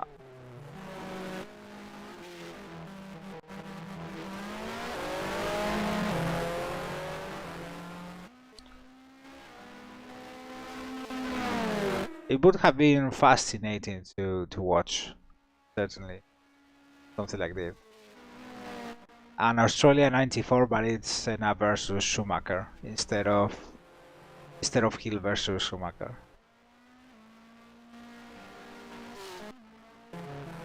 Don't get me wrong, it was good enough as it happened in real life, but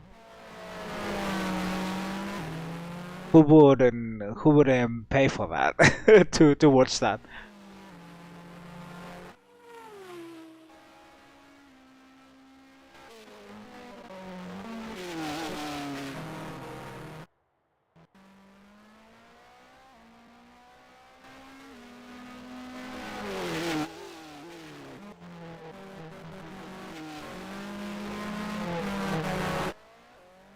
I mean, my gut is that anyway, yeah, the Williams would be the would be superior. Like if he could fight Schumacher in the second half of the season, Senna was much faster than Hill.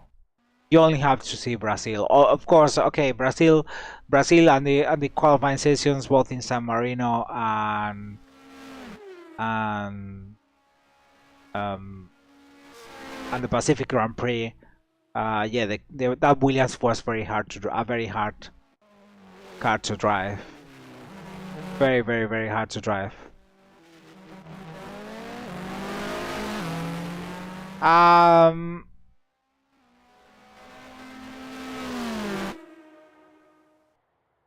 yeah, yeah, but Senna. I mean, Senna in a dominant car would have. I mean, he had a dominant car before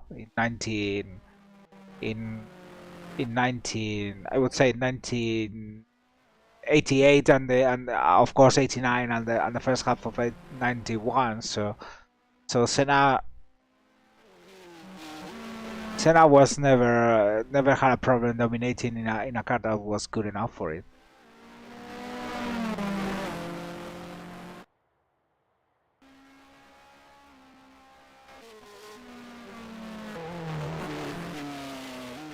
Yeah, that car, Hill has said repeatedly that that car was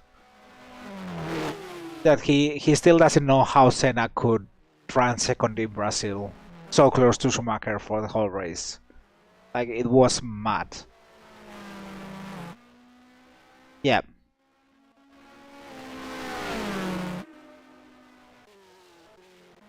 Yes, he'll definitely let 1995 sleep. Okay, of course Schumacher's season was very good, but he'll made a lot of mistakes. I mean, had he been a little bit more patient, yeah, he probably had the yeah, like the mistake he made in Hockenheim really hurt. Also the mistakes at crashing with Schumacher and yeah, a lot closer because if he hadn't crashed at Hockenheim, he would have won that race. And I think he would have also, yeah. Also, if he had a little bit more patience, he would have passed Schumacher at both the British Grand Prix and the Italian Grand Prix. He got a better car so, that day, so would have just done it. But yeah, yeah. Damon had a really bad 95. He recognized he was a new man coming into 96. He worked the psychological aspect during the off season a lot, apparently.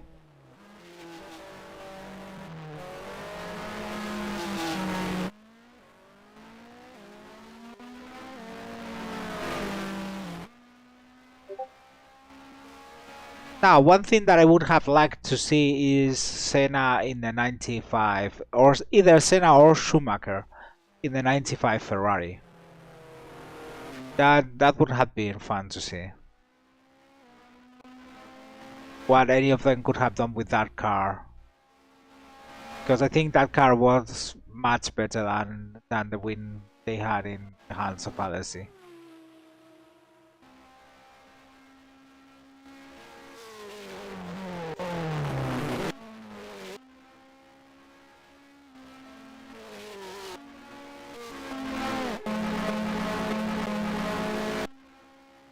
Well, we got Philip Elliott in P6 now.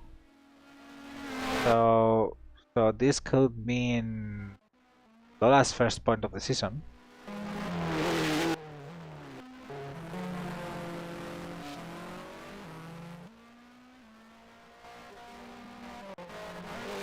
Yeah, Schumacher. Well, but Schumacher could drive anything. I mean, look how bad the Benetton was in hands of drivers who couldn't master it. Berger suffered a lot, especially in the 96 Benetton, and yeah.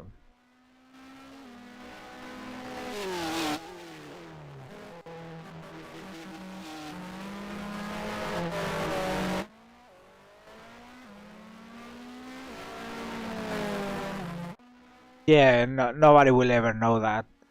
And Schumacher still got 3 wins with that car. Was it 3? Yeah, he won.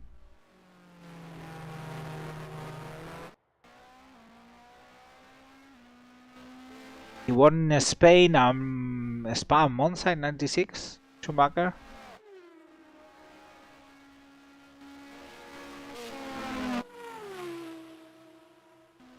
That's incredible.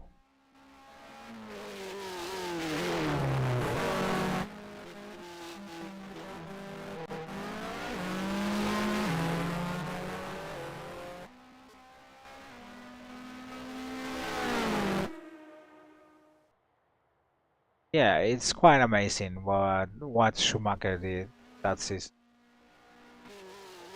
with that car.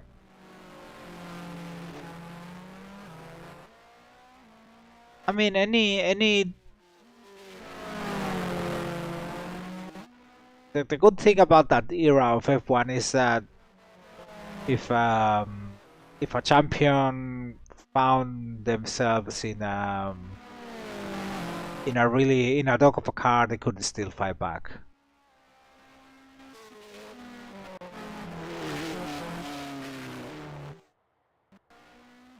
Yeah, I don't think we are gonna see Michael Schumacher ever again in the public eye.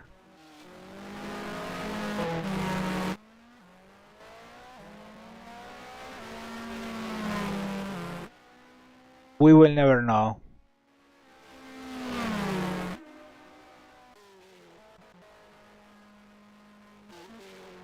Yeah, the Arrows A18.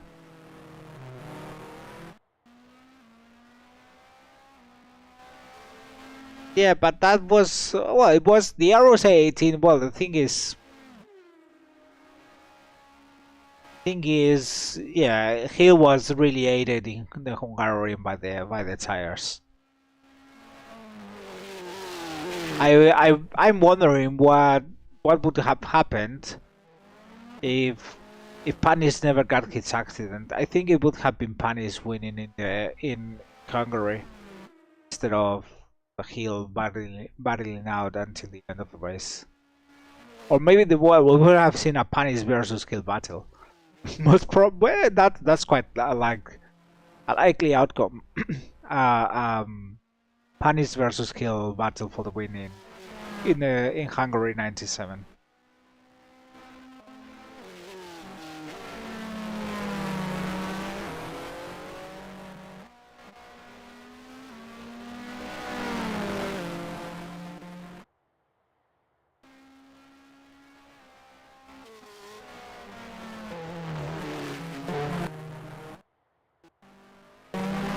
Well, the drivers are here are driving with like 3-4 seconds gap each other. Nothing, not a lot is happening. Woodsen has somehow made it in second place, so Patrese has fallen back. We didn't see what happened to Patrese.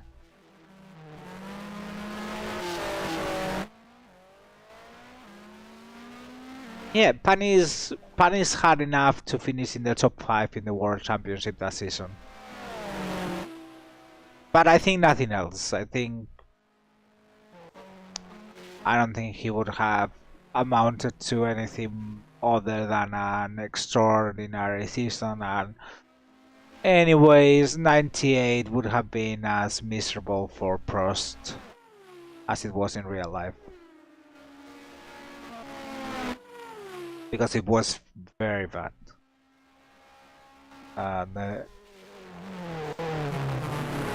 Well, the 97 Prost was nothing else than a leader in respect. So I mean, the car was already done when Prost took charge of the team and changed the name. That car was a leader, it wasn't a Prost car.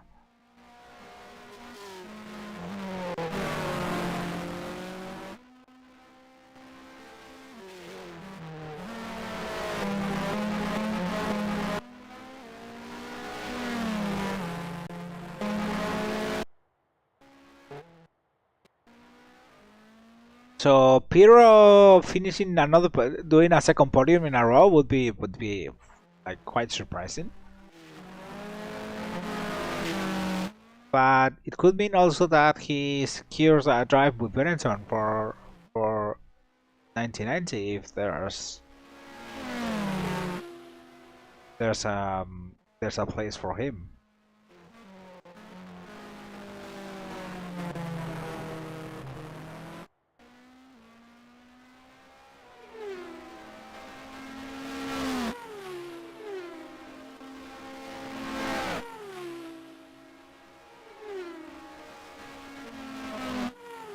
He's running just 2 seconds behind the Williams, but they are doing more or less the same lap times as far as I understand. So I wouldn't expect Pirro being able to pass Boutsen on track. This will put Boutsen though just three points away from here in the second position in the Drivers' Championship. Amazing. In a season that where he hasn't won a race, by the way, because Wilson hasn't won any race. He was about to win in Canada, but the car exploded 1 lap to go. Yeah, that was in '96. Yeah, that race at Monaco where only 3 cars finished.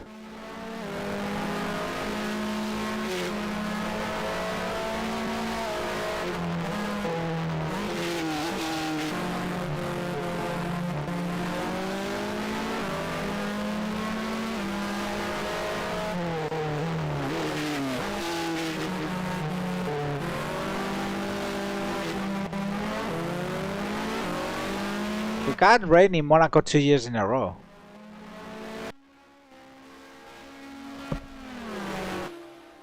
Yeah, Patrese must have a spanner or something like that. To fall behind that much.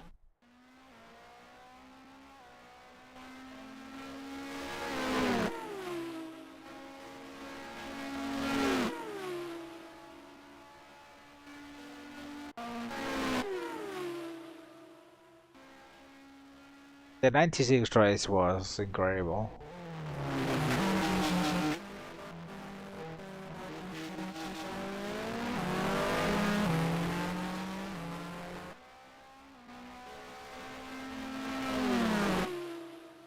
I remember being outraged at the 1996 race because had they not clashed each other, Andrea Montermini would have scored 2 points for 40.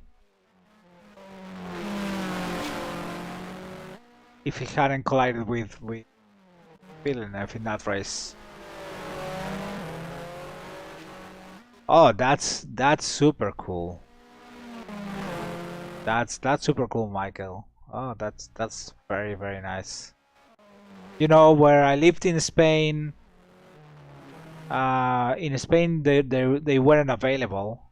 You had to back order on import at great prices. Oh, Senna is out. Oh, this is huge moment of the race.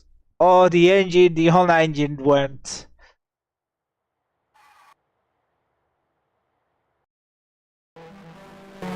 So that's gonna put Butsen on the lead of leading the Japanese Grand Prix with just 8 laps to go, 7 laps to go. It could be Terry Woodsen's first win of his career.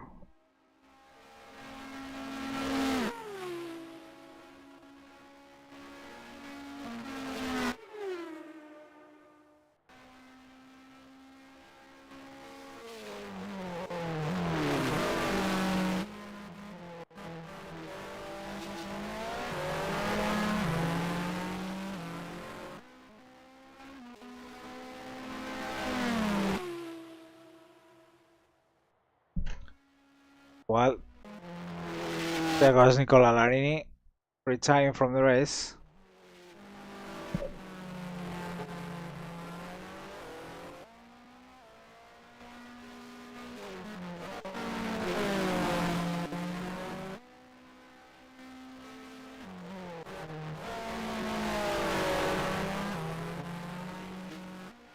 That puts Emanuele Pirro in second place. Butsen is in Williams. Butsen is driving the Williams.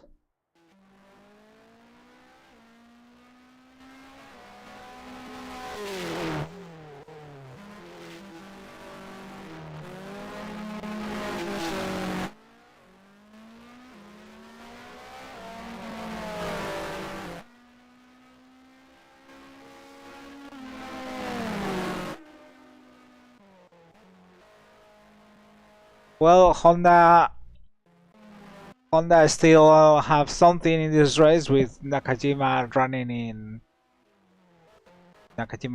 in third place at the moment.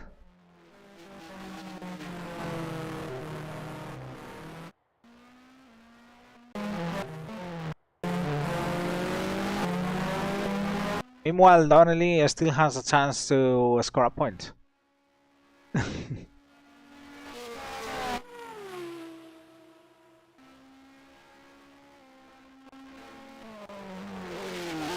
So we had a fight for a podium place going on with Nakajima and Patrese.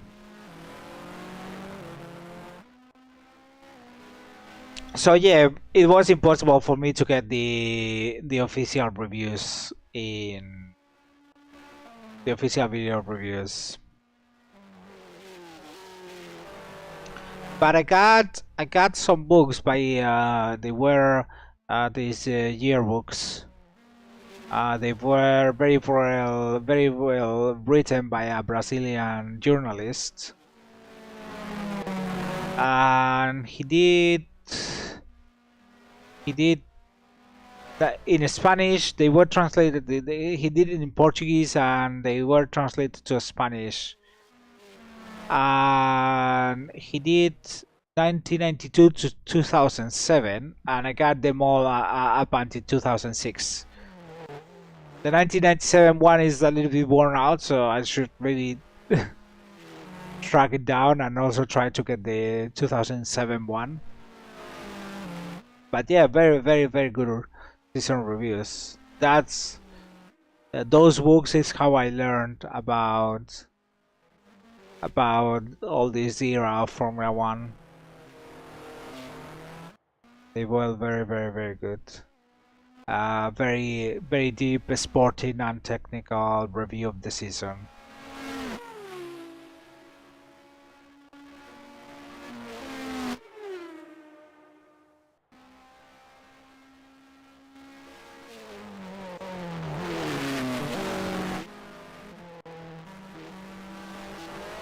but I don't have them. Sadly, I don't have them with me here in Germany.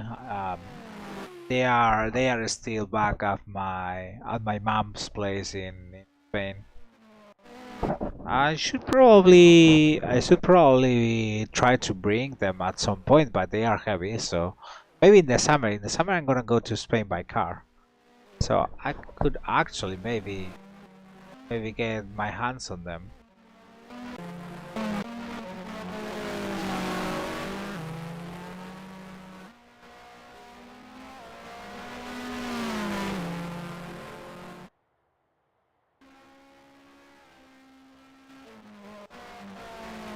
I tried to, in fact, I tried to sell them to a collector, but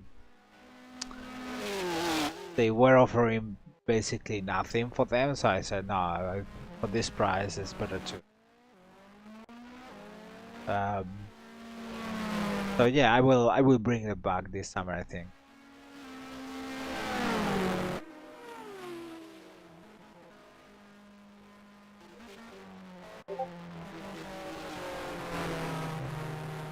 I also have like 2 or 3 huge cases full of CDs that I have to bring.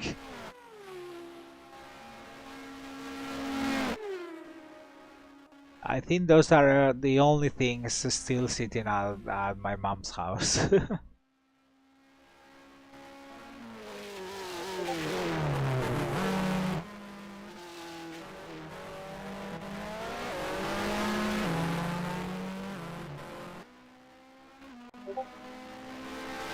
So only 5 laps to go.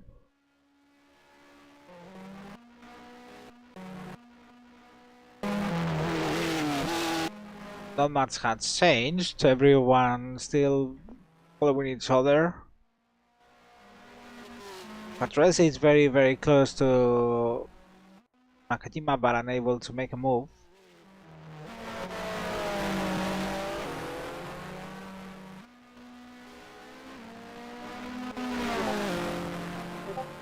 Patrese is running very close now. They are approaching. Wow, Sevilla's win 3-0 and 3-0. Lol. You have stacks of all original big box PC games? Nice. I decided to sell the ones I had a while ago because I cannot collect everything, you know, I cannot have vinyl and CDs, and I play music, I love synthesizers, I cannot have everything, so yeah, I had to let go of something. I decided to let go of my physical video games. Yeah, but I used to have all the Grand Prix games in big box. It was nice. I had quite a few PC games back in the day because because I had never a PlayStation. I went from the Master System to a Mega Drive to there it goes. Oh, Patras is gonna make it. Well, that's yeah. No Honda cars in the podium today. How is Sevilla winning against 3-0 against Manu? Sevilla is having the worst season ever. They are having a very bad season. So yeah, I used to have going back to the PC games. I when the transition from the existing bit to 3D graphics happened, I never got a console. I sold my Mega Drive to start saving for a PlayStation, but the PlayStation never happened because it was so expensive. In Spain, it was around 500 euros at the time, not counting for inflation. Oh, Alio is out from 5th place. What a pity. Oh, no transmission.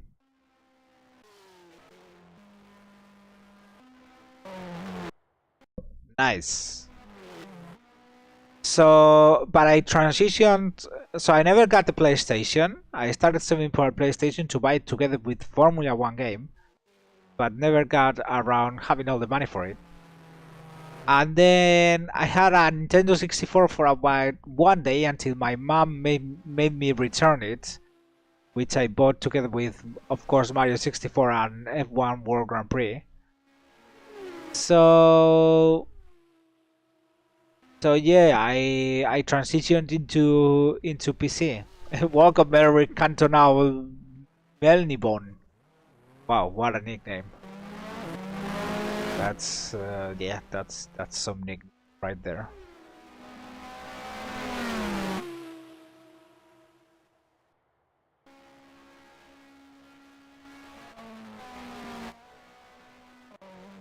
So no points for Lola.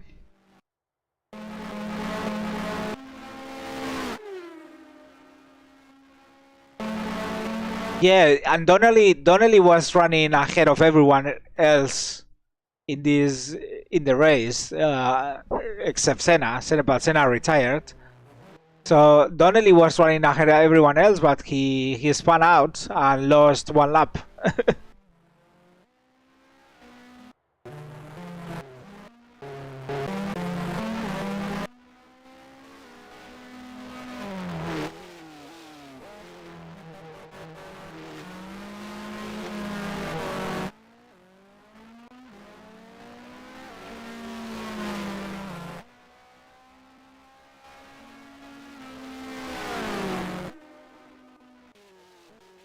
So yeah, I played all the PC, all PC.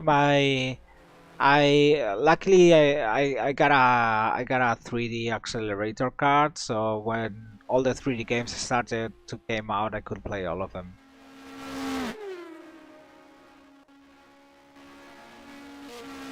Now with hindsight, that was a much better solution than a PlayStation because the graphics were so much better in the PC than the PlayStation anyway. So.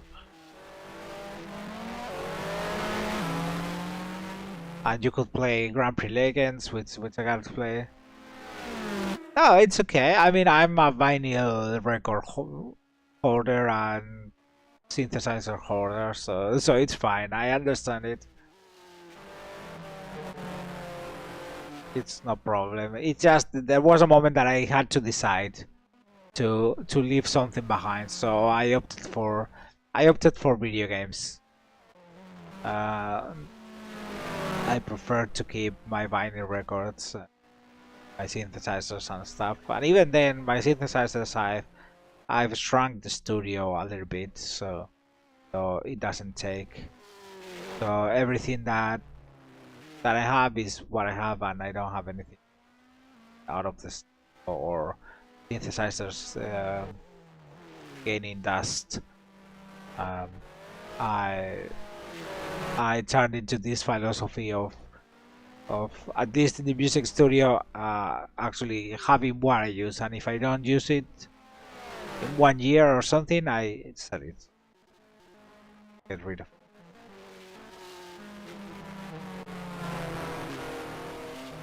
But it's okay to collect. It's fine.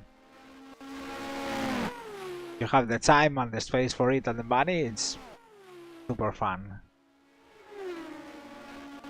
Well, 1 lap for Thierry Woodson.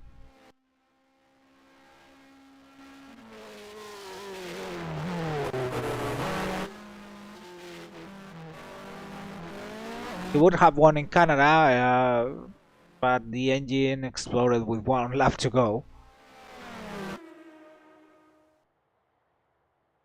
So unless some other disgrace happens this time, he would score the first win of his career here at Suzuka.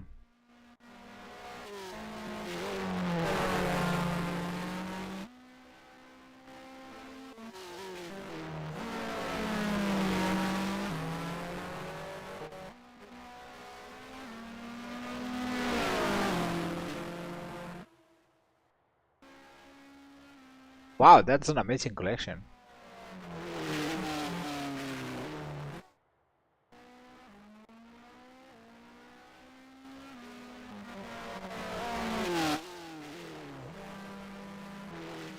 I'm a sort of PC hoarder though.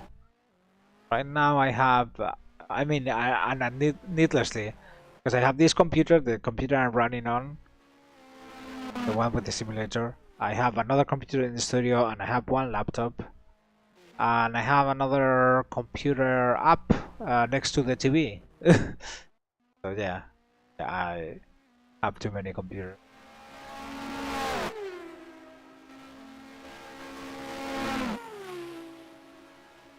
Well, as long as you have the space, the money, and the time for it, it's fine. And as long as you have fun with it, it's fine. There goes Sir Woodson. Getting through the final corner.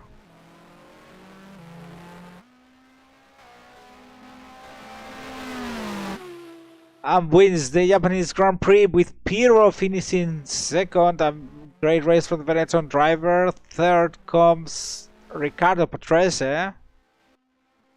Fourth place comes Satoru Nakajima at his home race. Good race for Lotus, and although could have been much more, especially for this man Martin Donnelly, who comes in 5th place. He would have won if he hadn't spun out at the spoon corner. Pirro second podium in a row, very impressive. And here comes Mauricio Gugelmin to score his first point of 1989. For once, the Leighton House lasted the distance. Their local sponsors will be very, very, very happy about these results. Derek Warwick comes in 7th place. Comes Jonathan Palmer, followed by Varela in his debut race, finishing ahead of Perez Sala. Yeah, this is the first for Boutsen.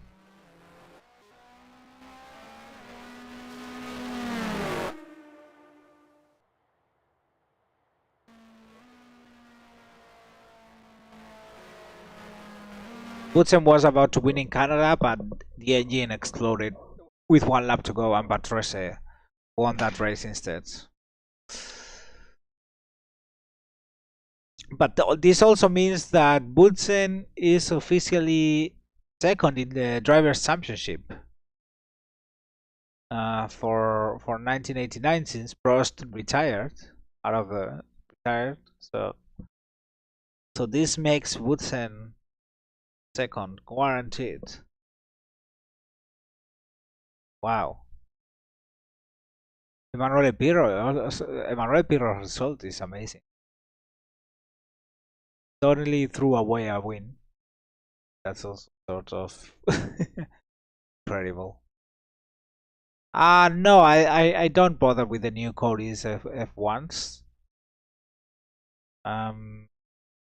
Never felt much into them. I don't know. I mean, I could get around it, but yeah, I don't have enough time. I have a lot of sims that I don't play. So I used to play iRacing, but I didn't have enough time to dedicate to it. So I stopped paying the subscription for it. I have both R factors. We have a racing league with R factor 1 at the GP Rejects Discord, which you can access on the description. I like rally. Yeah, I like rally, but I don't drive a lot because again I don't have a lot of time. So most of my sim racing time I spend in the R Factor series we do over at Grand Prix Rejects and doing this. But yeah, I like rally games. I have the Richard Barnes rally thing installed over here. I also have Art of Rally. I love Art of Rally. It's a great game. Yep. Very so yeah, I remember one of my favorite games, one of my favorite old PC games is Rally Championship 1000. It's on the British Rally Championship. That's a great game. Also, I really like I really used to like No, I never done the league with rally scenes with Richard Burns. I have never done it. I have seen many videos on it, though. It's real fun, but I have never gotten around getting into any championships or anything. Yeah, if I find the time. So if I find the time, but yeah, I would need, yeah, I would need to find the time for it. Because the problem is I do too many things, because I also have the Twitch channel. With the Twitch channel I speed run other games, non-racing games. So I'm speed running an all Neo Geo game at the moment. I speed run Celeste as well. So that I do over at the Twitch channel. I have my music, so yeah, I don't have a lot of time to add in, want to get more championships, but I would love to. If I find the time for it, I'd love to, and I would stream it as. But yeah, one of my favorite games on the PS2 is WRC Extreme 2. It's a very good race rally game. I really liked it. What's your music? You can check it over here. I will my my YouTube music. One moment.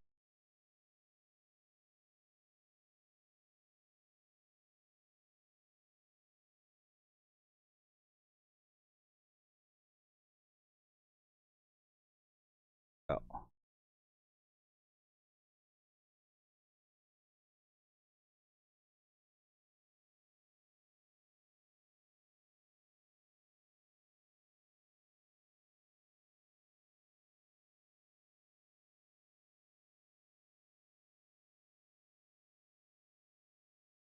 There we go. Last video is from 2 years ago, but I'm putting out a new single next month actually.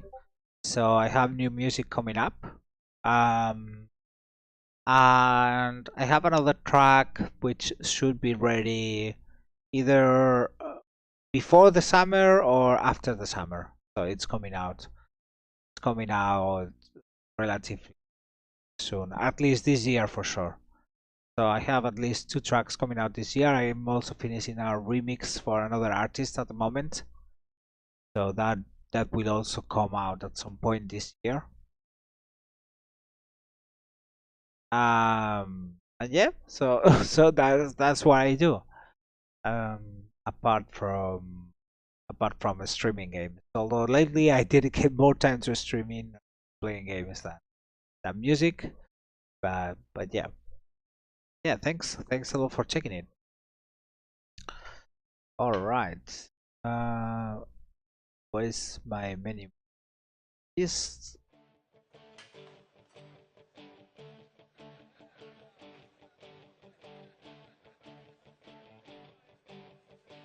yeah, I remember those games. Also, I remember DJ Hero. DJ Hero was great. I had it on the Wii.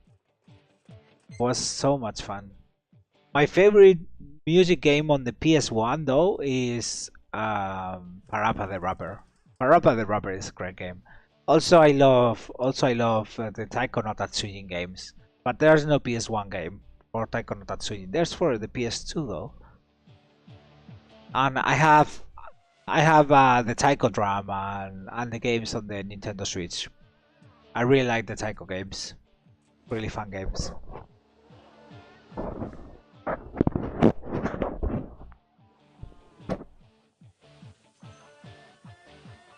Sorry for the noise. So yeah, Woods and Born. What a surprise! And yeah, but with both McLarens out of the picture and both Ferraris as well, was the Williams taking the limelight. Also, Manuel Piro, amazing race, just 1.3 seconds behind. Martin Donnelly, what a pity for him, having thrown away that win. and Gugelmin rounded up the points after that retirement by Philip Allior very near the end. So a real shame for Lola, because this would have been their first point of the season.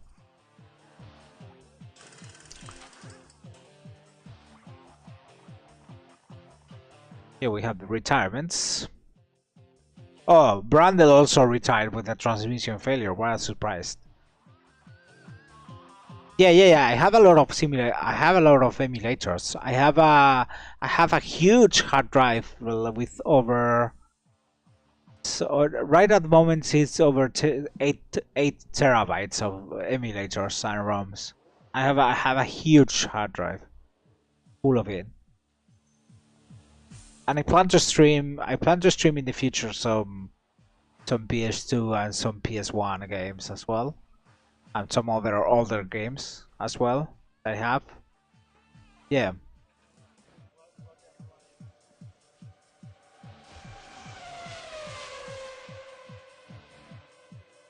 I really like retro gaming in general. I'm a lot into it. Even though I don't collect physically, the fact that I don't collect physically doesn't mean that I don't love it. I absolutely love it. So let's fast lap. Well, look at that fast lap by Donnelly.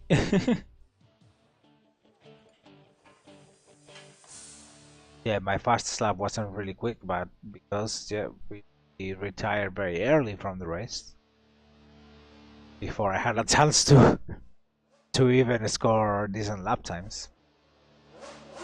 Ayrton Senna just flying way ahead of everyone else.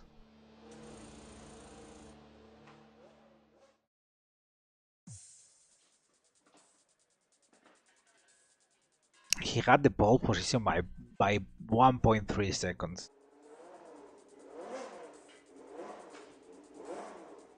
So Piero finished second from which place on the grid? Which place did the start at?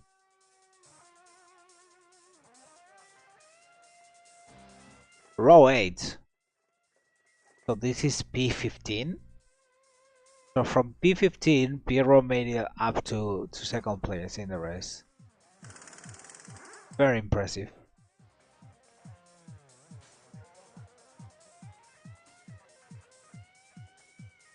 Alright, let's check what the other two next to. Let's do just a couple of them.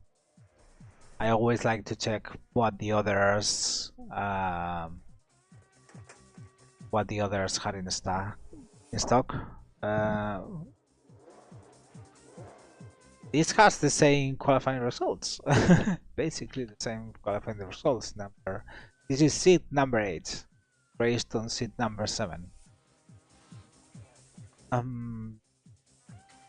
Oh, Prost qualifies second in the end. But yeah, not very different from the one we actually raced at. Wow, Satoru Nakajima gets the lead in this one.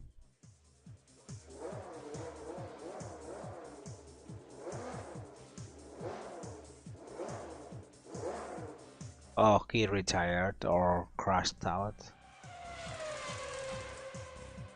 Shame.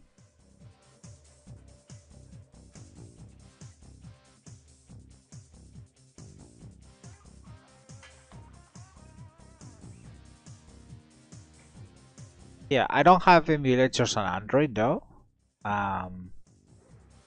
Because I just have a mobile phone, Android, so I don't use my mobile phone to play any games. When I want to game on the go, I just go for the Switch.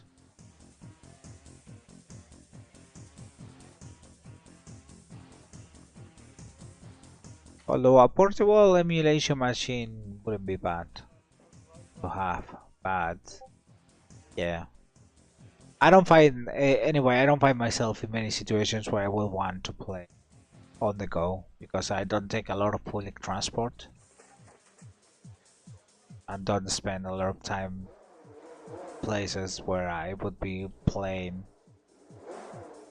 with a portable console.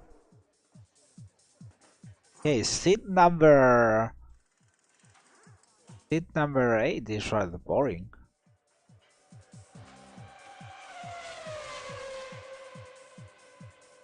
Yeah, time is always an issue. Definitely. Definitely it's always an issue. I totally agree with that. I wholeheartedly agree with that statement.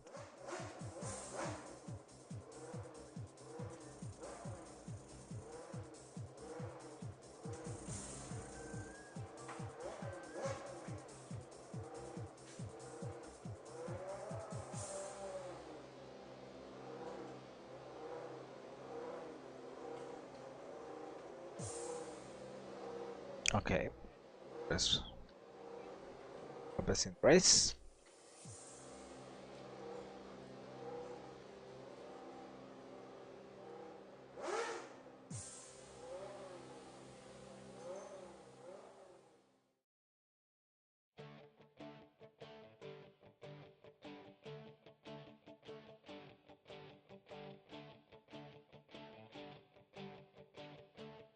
Yeah, yeah, exactly. And I'm also married. I have to take care of my wife as well. Um, and yeah, and I mean, there's so many things and so little time. But okay, I just wanna have fun doing what I do. So as long as I have that fun doing it, fine.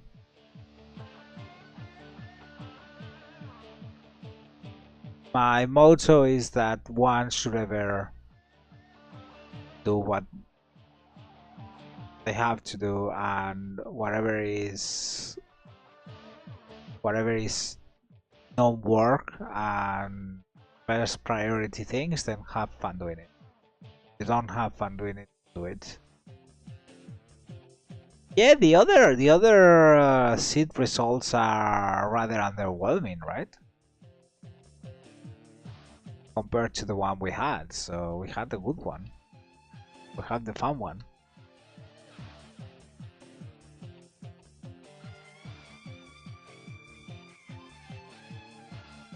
All right. So we're gonna finish the stream here. I wanna thank you everyone so much for coming. I'm having a lot of work hard to play hard. Oh, yeah, that's a good thing. So I want to thank you everyone for coming. I'm having a lot of fun doing these streams. It's it's really good. Let's hope I can do more of this because yeah, it's great. I'm have a pretty good time chatting while doing this. But yeah, next race is the Australian Grand Prix, the last race of the season. Then I will have to work out all the maths to do 1990, and do all the RNG to decide what happens in the off season. So, so yeah, thank you very much, and see you on the next one. Bye bye.